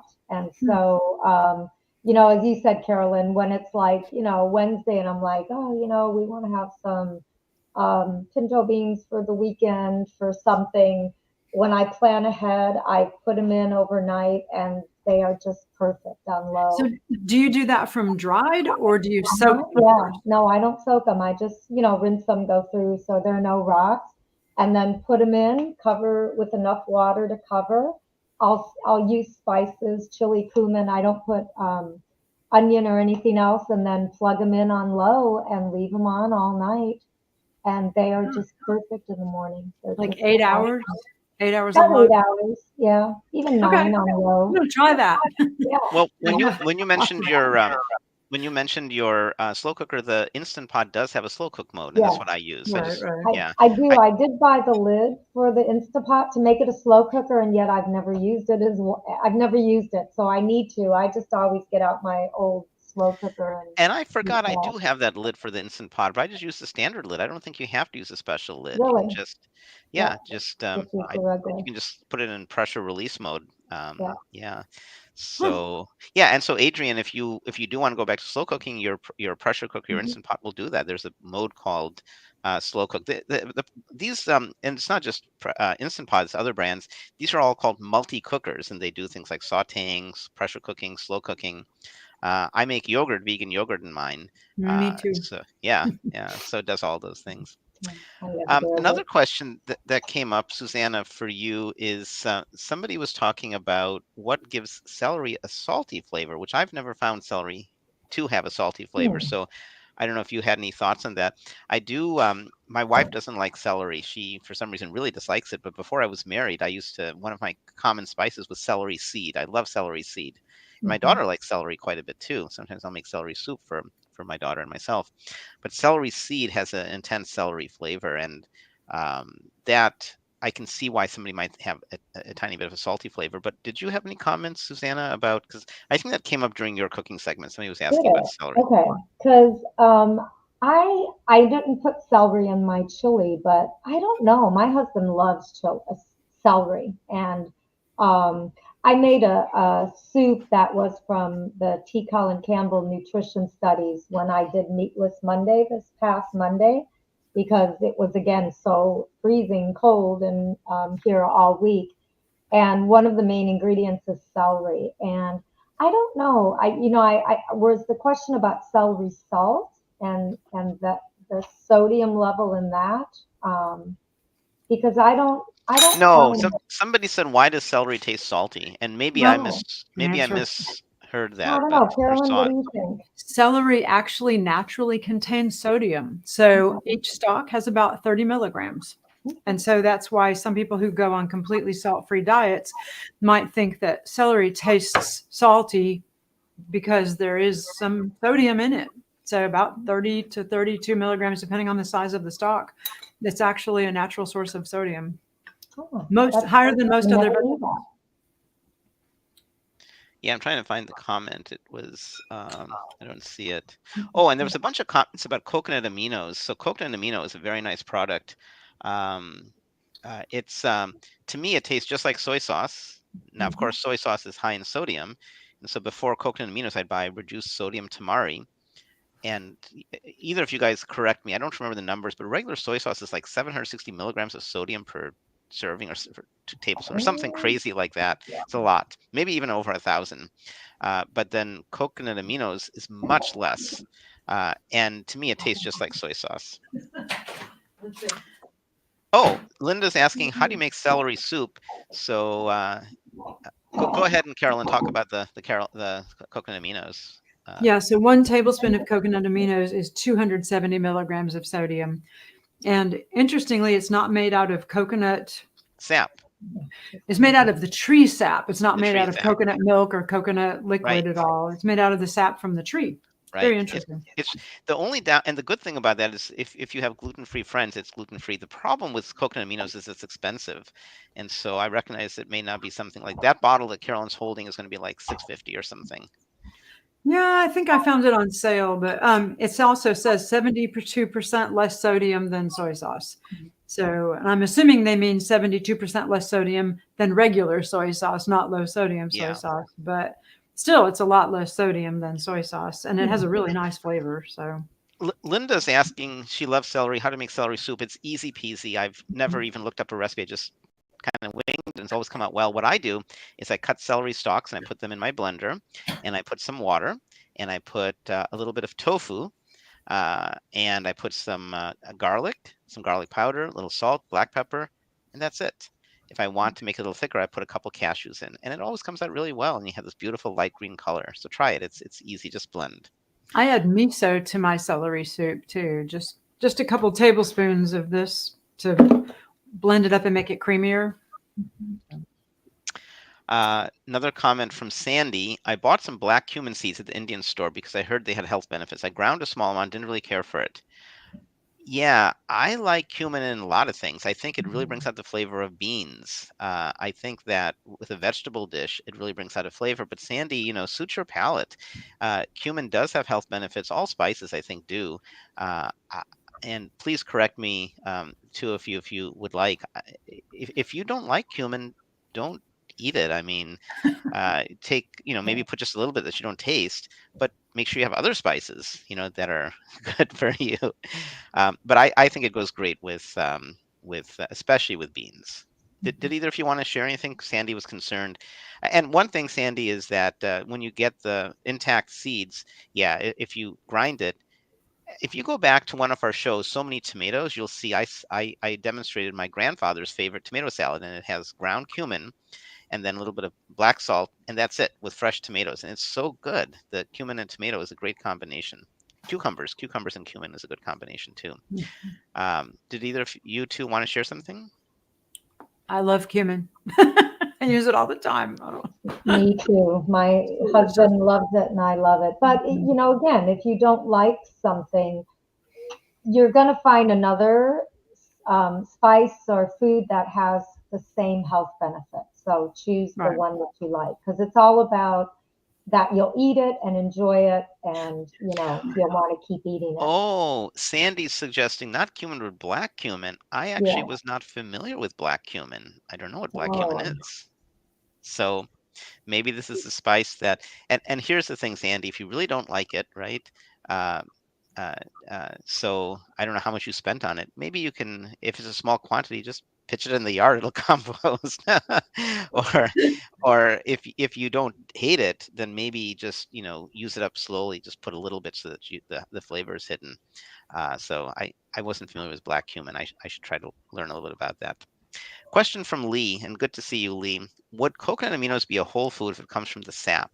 So there are different definitions of whole food. Whole food is you just pluck it from the plant, and that's the whole food. If you do anything, like my friend Bob Leroy doesn't think that tofu is a whole food because he says that you have to smash the soybeans. But he's like the only one I know who thinks that. Brenda Davis, for example, certainly doesn't. In PCRM, we highly recommend tofu. So it depends on your definition of whole food. By my definition, I would say coconut aminos it's the sap of the coconut, and that's about it. What do you two think? I mean, the more you process something, the less you can consider it a whole food. So I guess it depends on how processed it is. But I still think of, like you said, tofu and tempeh is very much like you can still see the beans in it. So, to me, that's a whole food. I don't know. I guess it's a good question. I guess that would also mean maple syrup wouldn't be a whole food. It's the sap of the maple tree, and they do have to boil it and remove, bacteria and things. I don't know. I mean, it's not as, refined and processed as a Dorito, but, I like to use some common sense here, right? So a Dorito is something you probably don't want to eat. My daughter gets this magazine for kids. It's called World News or something like that. And she was saying she's never had Doritos in her life. And she was saying, Daddy, did you know that there's a certain flavor of Doritos which are vegan? And she laughed. I said, you certainly don't want to try that. She said, oh, no, but I just wanted to tell you that it is vegan. Last night I was having a snack, and what I do, I think we've talked about this in the past, is I took some tortillas and I cut them into like pieces and I put them in my air fryer with no oil or anything, not even any vegan cheese or anything. And I dipped it in salsa. It was a nice, satisfying, crunchy snack. Yeah. And, now that these comments are coming through, I have heard of black cumin, and I think I have bought it. And I remember it had a different flavor. What was that? It's Nigella sativa is the, and there's actually a lot of research about it being really, really good for you. So, and being like an appetite suppressant, and there's, It's interestingly enough, though, it's the plant is also called like a fennel flower or black caraway. And my grandmother would make this Polish bread, and it used black cumin seeds in it. Mm. So I actually have some in my in my cupboard because I'm trying to figure out a way to recreate this cheese or this bread that had a farmer's cheese and absolutely wasn't healthy or plant-based or vegan. So, but the black cumin seeds I think are very good. So, Kathy Yeah. has some nice suggestions. I know Mark has a big garden. So do you, Carolyn. I know you have a big Mm. garden. So Kathy's saying it would be neat if you start growing something from. So maybe what we could do is in March or April, we can say this is what we're putting in the ground, and then maybe in October or summer or whenever the thing gets harvested, we could say what the results are.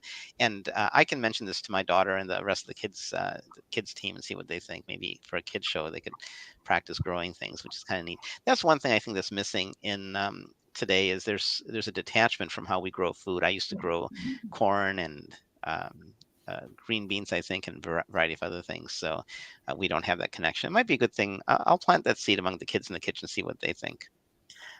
Lee, hey, I put it in vegan capsules to take as Dr. Greger recommends. Right. So if there's something you don't like my wife doesn't like cinnamon. She's like the only person in the world I know who doesn't like cinnamon. Cinnamon is awesome. It has such a nice flavor. It tastes sweet, but it lowers the glycemic index. And so any excuse to use cinnamon is great. So when I use cinnamon when I'm cooking, at home, I try to use a little bit if my wife's having it. Yesterday I made some hot chocolate and I put lots of cinnamon in. But cinnamon is so good for you. Turmeric. If these are foods you don't like, then Lee's suggestion of putting it in a vegan capsule and just taking it as a medicine is an excellent idea. I've suggested that to my wife that she ought to consider taking some cinnamon in a capsule. I do that with ginger in little vegan capsules. I put about 1/4 of a teaspoon of ginger. And if I feel a migraine coming on with the change in the weather, sometimes I'll get a migraine aura and I take a little capsule of ginger and it goes away. So Dr. Greger actually has a lot of research that shows ginger in particular can thwart a migraine. Once a migraine has started, ginger capsules really help. And it's just like 1/4 of a teaspoon of ground ginger in a little vegan capsule. You got to make sure those little capsules are vegan though, because sometimes they're made out of gelatin.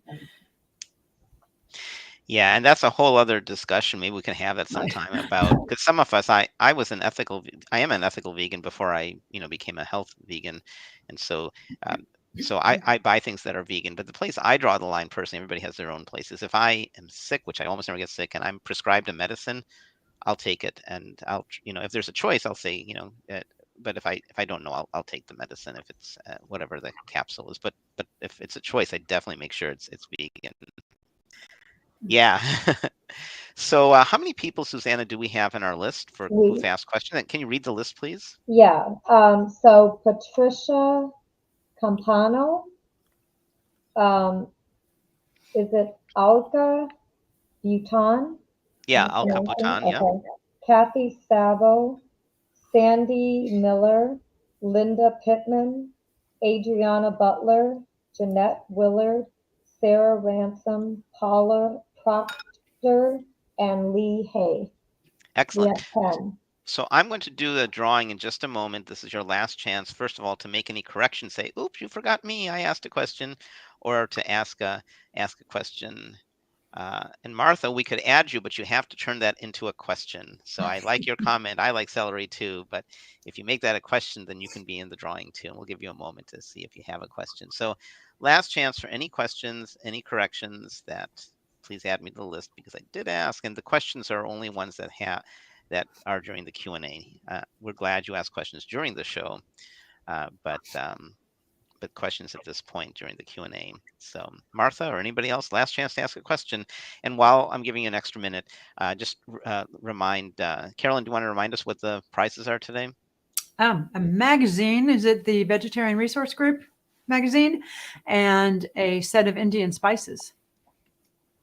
And Janice, yeah, you did ask a question, so but not during the Q&A. So why don't you ask the question now? And I have an answer. I'm glad you reminded me because after I saw your question, I sent a text to Angelita, and I have her answer right here. So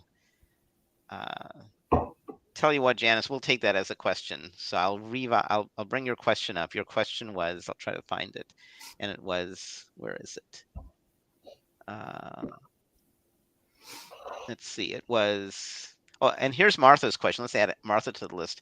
How can I make soup? Can I use celery in? Okay, so Martha, I don't know if you heard what I said, but maybe Susanna or Carolyn can add their own way of making soup. I made it was a vegan chickpea noodle soup, kind of reminiscent of, at least in my family, when you were sick, it was a chicken soup that you had to eat. And so we added celery and carrots and onion and garlic and then chickpeas and pasta. So I think many soups, celery is a nice addition, or as we talked about, that saltiness without adding salt and just the different flavor of it. So soup is great. And we use celery as a dipper. We're going to have, whenever we have a dip or hummus or something, raw celery is great to dip into that too. So yeah, chili, that sounds great, Kathy. I think chili would be a good addition. They say that Celery to chili. celery is the dieter's friend because I don't know if this is really Yeah. true. This is from way back before I was a Food for Life instructor, but the urban myth, and maybe it's true, Yeah. is it costs more calories to consume all that wonderful fiber than it gives you. So as you eat celery, you become thinner. I don't know if it's really true. It's just so full of That's water. what I always heard too. So it'd be like, I always heard it burns more calories to chew it yeah, yes, than it does that exactly. it has in it. So yeah. So Not Janice asked done by itself, but Janice asked this question. Let's add Janice to the drawing too. okay. And she said, "Can I use discs?" So the question, yeah, I see the question now. Can I use roasted cacao discs? And I've never heard of roasted cacao discs. So I sent this to Angelita, and she said 1 ounce of solid chocolate melted in the plant-based milk, then add the dry ingredients. So I think she was suggesting melting the roasted cacao discs. Do either of you guys know anything about roasted cacao discs? I know about cacao chunks, pieces of cacao. Right. And I Well, sometimes, yeah, go if on. it's roasted, it's not cacao. It's technically cocoa. Like cocoa powder is roasted, where cacao is raw. So if you roast it, I don't know that you can call it cacao anymore, except for it comes from the cacao plant. So like if you look at a container of Hershey's chocolate, Hershey's powdered chocolate, cocoa powder, it'll say 100% cacao, but it's cocoa powder because it's been roasted, where cacao powder is raw. So I'm not sure I understand what a roasted cacao disc would be. So because I have seen discs of pure chocolate, and if that's what you're Yeah. talking about, it's just cocoa and cocoa butter. Somebody recently asked me, the cocoa butter, one of my relatives, I was visiting my family in Connecticut, said, "Isn't this not vegan?" No, cocoa butter is vegan. It's the creamy part of cacao plant. So if it's something which can melt, then I would melt it and mix it into the hot chocolate. If it's something hard, like a cacao nib, then I would, if it's very fine, I would just sprinkle it on top of the hot chocolate so you get a little crunch. Right. So that's what I would do. Yeah, you could grate it on top if it's really hard. Use a grater, like get little What shreds. kind of dip can you use? So Martha, can you elaborate what you mean by dip? Dip for what? Yeah, are you talking with celery maybe? So we have had shows. We had a show, So Many Dips, didn't we? No, I don't think we've done so many dips. No? We should. So many sauces. Okay, let's do a show, So Many Dips. Would one of you take a note and maybe add it to our database of, yeah, okay. And Janice meant ground cacao. Absolutely. Ground cacao that's what I used last night. It's great in hot chocolate. What I do is I get some plant milk. I used, I think either macadamia milk or soy milk yesterday, and then I warmed it up. And then I put in some ground cacao and I whisked it in. I whisked some cinnamon in. I also put some vegan chocolate chips, just a handful, like 3 or 4 of those as well, to make it a little bit richer. And that's it. And I heated it. And then the thing I do, which my daughter doesn't do, I clean the pan right away so it makes life easy. So we should, and so many kids, I was talking to Cody about this too, that her kids are wonderful in the kitchen. So are Ella, she has 2 kids. We do a show of So Many Kids in the Kitchen every other month. And I thought it was just my daughter, but their kids also don't clean up. They do a great job cooking. And then it's like, I'm out of here. And it's like, I have all the dishes to do. Nobody backs up for me. I have to do it myself. So Yeah, and so stone ground cacao works really well. And if it comes in a solid disc, yeah, then what you can do is if it will melt, or just smush it a bit, it'll make a great hot chocolate. I'd like to make Angelita's Mexican hot chocolate. It sounds really good. As I Mm-hmm. recall, she had a little bit of hot pepper in it too, which I may Mm-hmm. not put, but I know hot pepper and chocolate is kind of a nice combination. Mm-hmm. Cayenne. Cayenne. Let's do the yeah, dip show does sound good.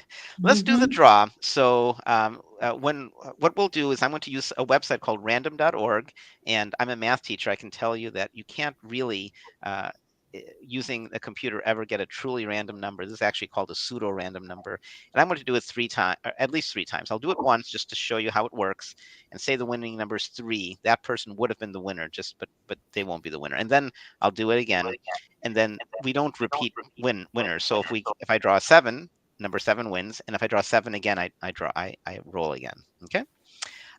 So if you win, before we sign off, I'd love to get an email from you. So if you're the winner, please send an email to me, and please copy Karen, or you can just send it to me. But if ideally, send it to dilip@somanycooks.com, and please copy Karen at somanycooks.com, and I'll check my phone and see if it's my daughter, the first day of homeschool in first grade. She's in 8th grade now. um, I'll check if your email came through, and then we'll need your address. Don't post your address here for the public, but send it to us, send it to me, copy Karen, and we'll get you your prize. Let's start with the magazine. So I'm going to click. Philip, Yeah, we added more, so now we have 12 okay. because we added Janice D and Martha Cole. So we have 12 people now. Okay, let's give it a try. I'm going to draw a pseudo random number from 1 to 12. This one won't count, just to try it. So I'm going to say, give me a number from 1 to 12. And this one, which doesn't count, I got 4. So if this really were a winner, who's number 4?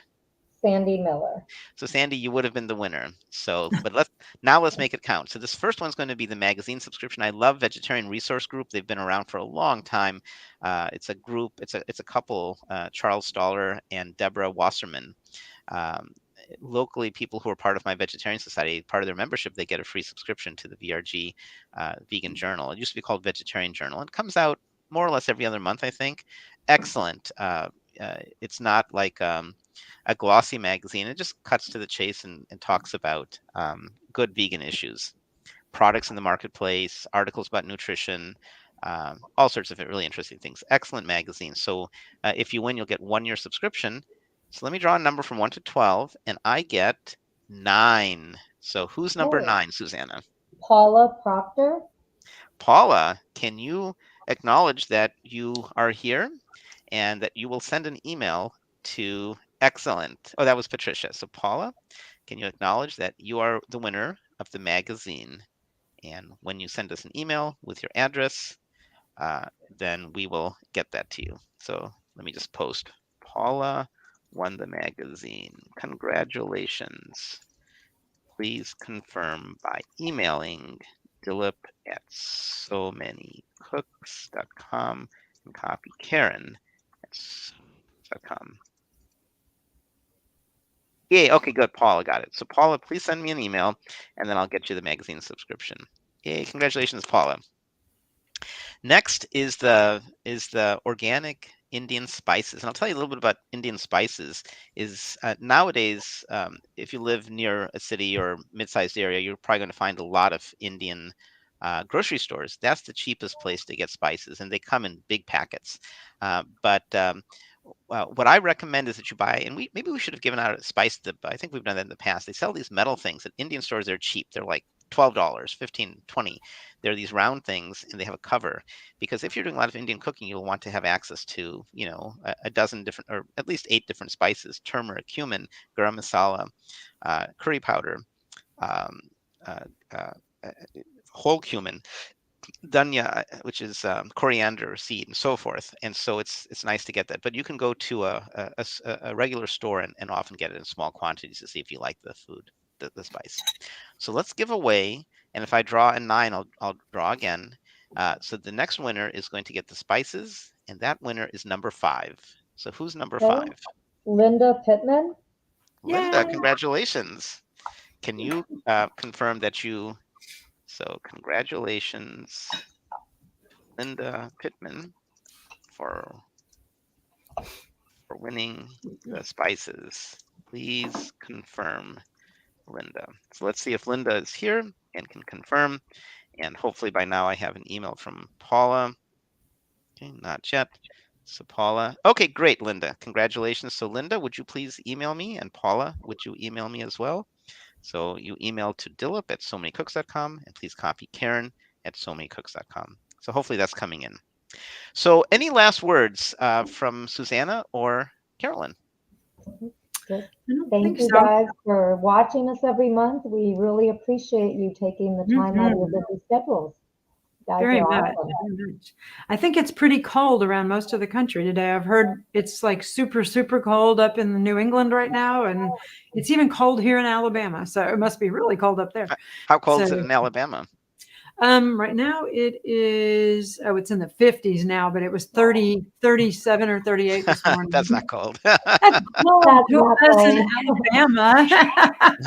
It's cold in Alabama. Wake up in the 30s, it's cold. But I heard that I think somewhere in New Hampshire broke a record for like Wow. 108 below zero Yeah. wind chill this morning or That was something. Mount How much? Washington. That's where my daughter-in-law is from. Yeah, Oh, 108 crazy below cold. zero. Did I you lived say in North Dakota for 4 years, and it was never that cold. Oh, You and lived look in at North Sarah, she's Dakota? in Cuba, and it's 81. Yeah, Oh, very Susan- nice girl. there. Sarah, Susanna, you you should, said Sarah's a you good lived in friend North of mine. Dakota? Yes, we lived in North Dakota. So did I. Where did you live in North Dakota? We were in Devil's Lake, a little town. My husband I did know where Devil's Lake is. Yeah. research with the Native American tribe there, and then we moved to Grand Forks, and I love Grand Ah, Forks. I lived in Grand Forks for 2 years when I was in middle school. My dad was in the military. Okay, so this was way after you were there. Yeah, you were little. Yeah, I was 12 and 13 when I Okay. lived there. So and, long time and, ago. Very and, cold. and Paula, I did get your email. I just need your mailing address. Sarah, my suggestion is organize a vegan tour of Cuba. Yes, well, Sarah's a really good friend of mine, a former colleague at Oh, the Sarah community is. You know college. Sarah. Yeah, she's an awesome person. So Excellent. we want to Excellent. come visit. Let's plan a trip to 81 degrees. And Linda, Ooh, yeah. I got email Vegan from food. both Linda and Paula, so thank you, the two of you. We'll get you Okay. your prizes, and great. So yeah, what I wanted to say is that our next show is scheduled for March 4th, and it's currently So Many Brunch Foods, and I was going to be making a scrambled tofu. Right now, I'm pretty sure we're going to switch. We're going to make our March 4th show an egg show. And if any of you guys have any suggestions what to call it, we're debating it right now. So many egg alternatives, so many So not many egg egg, replacers. so many egg So many egg replacements, replacers. so many parentheses not eggs, so many vegan eggs. So many So, not eggs. we don't want to say so many eggs because then a lot of people who aren't familiar with us will say, oh, that must Right. be a group of people who are, not really vegan. So I want to come up with a title. So I we're like going so to try many not eggs. That's good. So many not eggs. to. That's My wife funny. had a great suggestion with so many egg alternatives, and I like that as Yeah. well. So we're going to try to, I'm pretty sure we're going to switch. I think March 4th is going to be our not egg show. Or not And eggs, though. not egg show. And if we do that, what I'm going to make is I'm going to make scrambled tofu, and then for the brunch show, I'm going to make a fruited oatmeal, which okay, that's a good one. So many eggless meals. Yeah, that's a good one, Sandy. So for oh, and here. Yeah, I don't want to do that. Diane, it's a good suggestion, but I don't want to do that because then people who aren't in the know, like you guys, will say, "Oh, that's a show, and we're going to be using chicken or duck eggs or whatever." So, Right. so that's why. Yeah. How about you guys? What are you making for the next two shows, Suzanne and Carolyn? Well, I know. I'll be making my vegan omelet for, it's something we made just the other day, last week and the weekend before, I don't know. We just felt like a brunch, so we made waffles and omelets and tempeh bacon. So I'll make an omelet. And then for the other one, if it's brunch, I was thinking of making a French toast casserole. Okay. How I'm about going you, to Carolyn? well, I practiced it last night thinking it was for brunch, but it works for eggs too. It's a breakfast casserole that uses you make your own egg replacer sauce that you pour over a bunch of roasted vegetables and make like a casserole that you bake, which I made it for dinner last night, and all I had was silken tofu, and it worked okay, but I'm going to make it with firm, I think, next time. And then for the brunch one, I was actually thinking about a French toast casserole too, but what I came up with instead is a sheet pan pancake, where you make one huge pancake and just cut it into slices. If you're feeding a lot of people pancakes, then you make it all at one time in the oven. So That's awesome. That sounds great. And also, I want to remind you is please if you have children in your world, please join us next Saturday. The kids in the kitchen are going to do sweet dishes without sugar, and my daughter Anuragini has come up with this really good upside down cake. I'm a citrus fiend, and so she's using tangerines, and when she first made it, she used an existing recipe and did a bunch of modifications. She used I can't remember what she did. Oh, the recipe called for some oil, and she said, "Do I need oil?" I said, "Of course not." And she made the second batch, and it tasted the same. It really doesn't need that. Yeah, we should have a vegan bacon show sometime, Linda. And so now she's made it a couple times, and she makes it with whole wheat pastry flour, I think, and with a little bit of maple syrup. It's so good. Zero sugar. I mean, it has some maple syrup. Maple syrup is a better choice than sugar, and we'll talk about that on the show. So, I know one of the kids in the kitchen is making a chocolate mousse, I think. So please join us next month. A lot of the kids in the kitchen, they get an audience which cooks with them, and I've gotten notes from around the world of other people with kids who buy the ingredients, and we're trying this. Last few months we've been actually, just like the kids, publishing our recipe usually the day before. So those of you who want to download our document early, you can also cook with us if you would like. All right. Well, with that, the one thing I'd say is in our outro, it mentions all the people who've cooked. It doesn't include Shobha. So yay, Shobha, for joining us. She was very last minute. Last night at 4:20 in the morning, we finalized all that. So I was on the phone with Shobha, and she said, "I'd like to be on the show." And I said, "Well, you're not in the recipe document. I'm going to ask if she can send her recipe and we can add it. So you may want to re-download it if she is able to submit something. Give us like a couple days, so you won't see her name, Shobha, but she of course was a part of the show today too. So thanks everybody for watching. We'll see you in a month, and happy cooking. Bye everybody. bye. Thanks for watching. Thank you. So many cooks in the kitchen, so many recipes to share. So many cooks in the kitchen with meals for you to prepare. We've got fruits and grains, veggies and beans, more healthy food than you've ever seen. So many cooks in the kitchen, plant-based meals to prepare. So many cooks in the kitchen with ideas we're happy to share.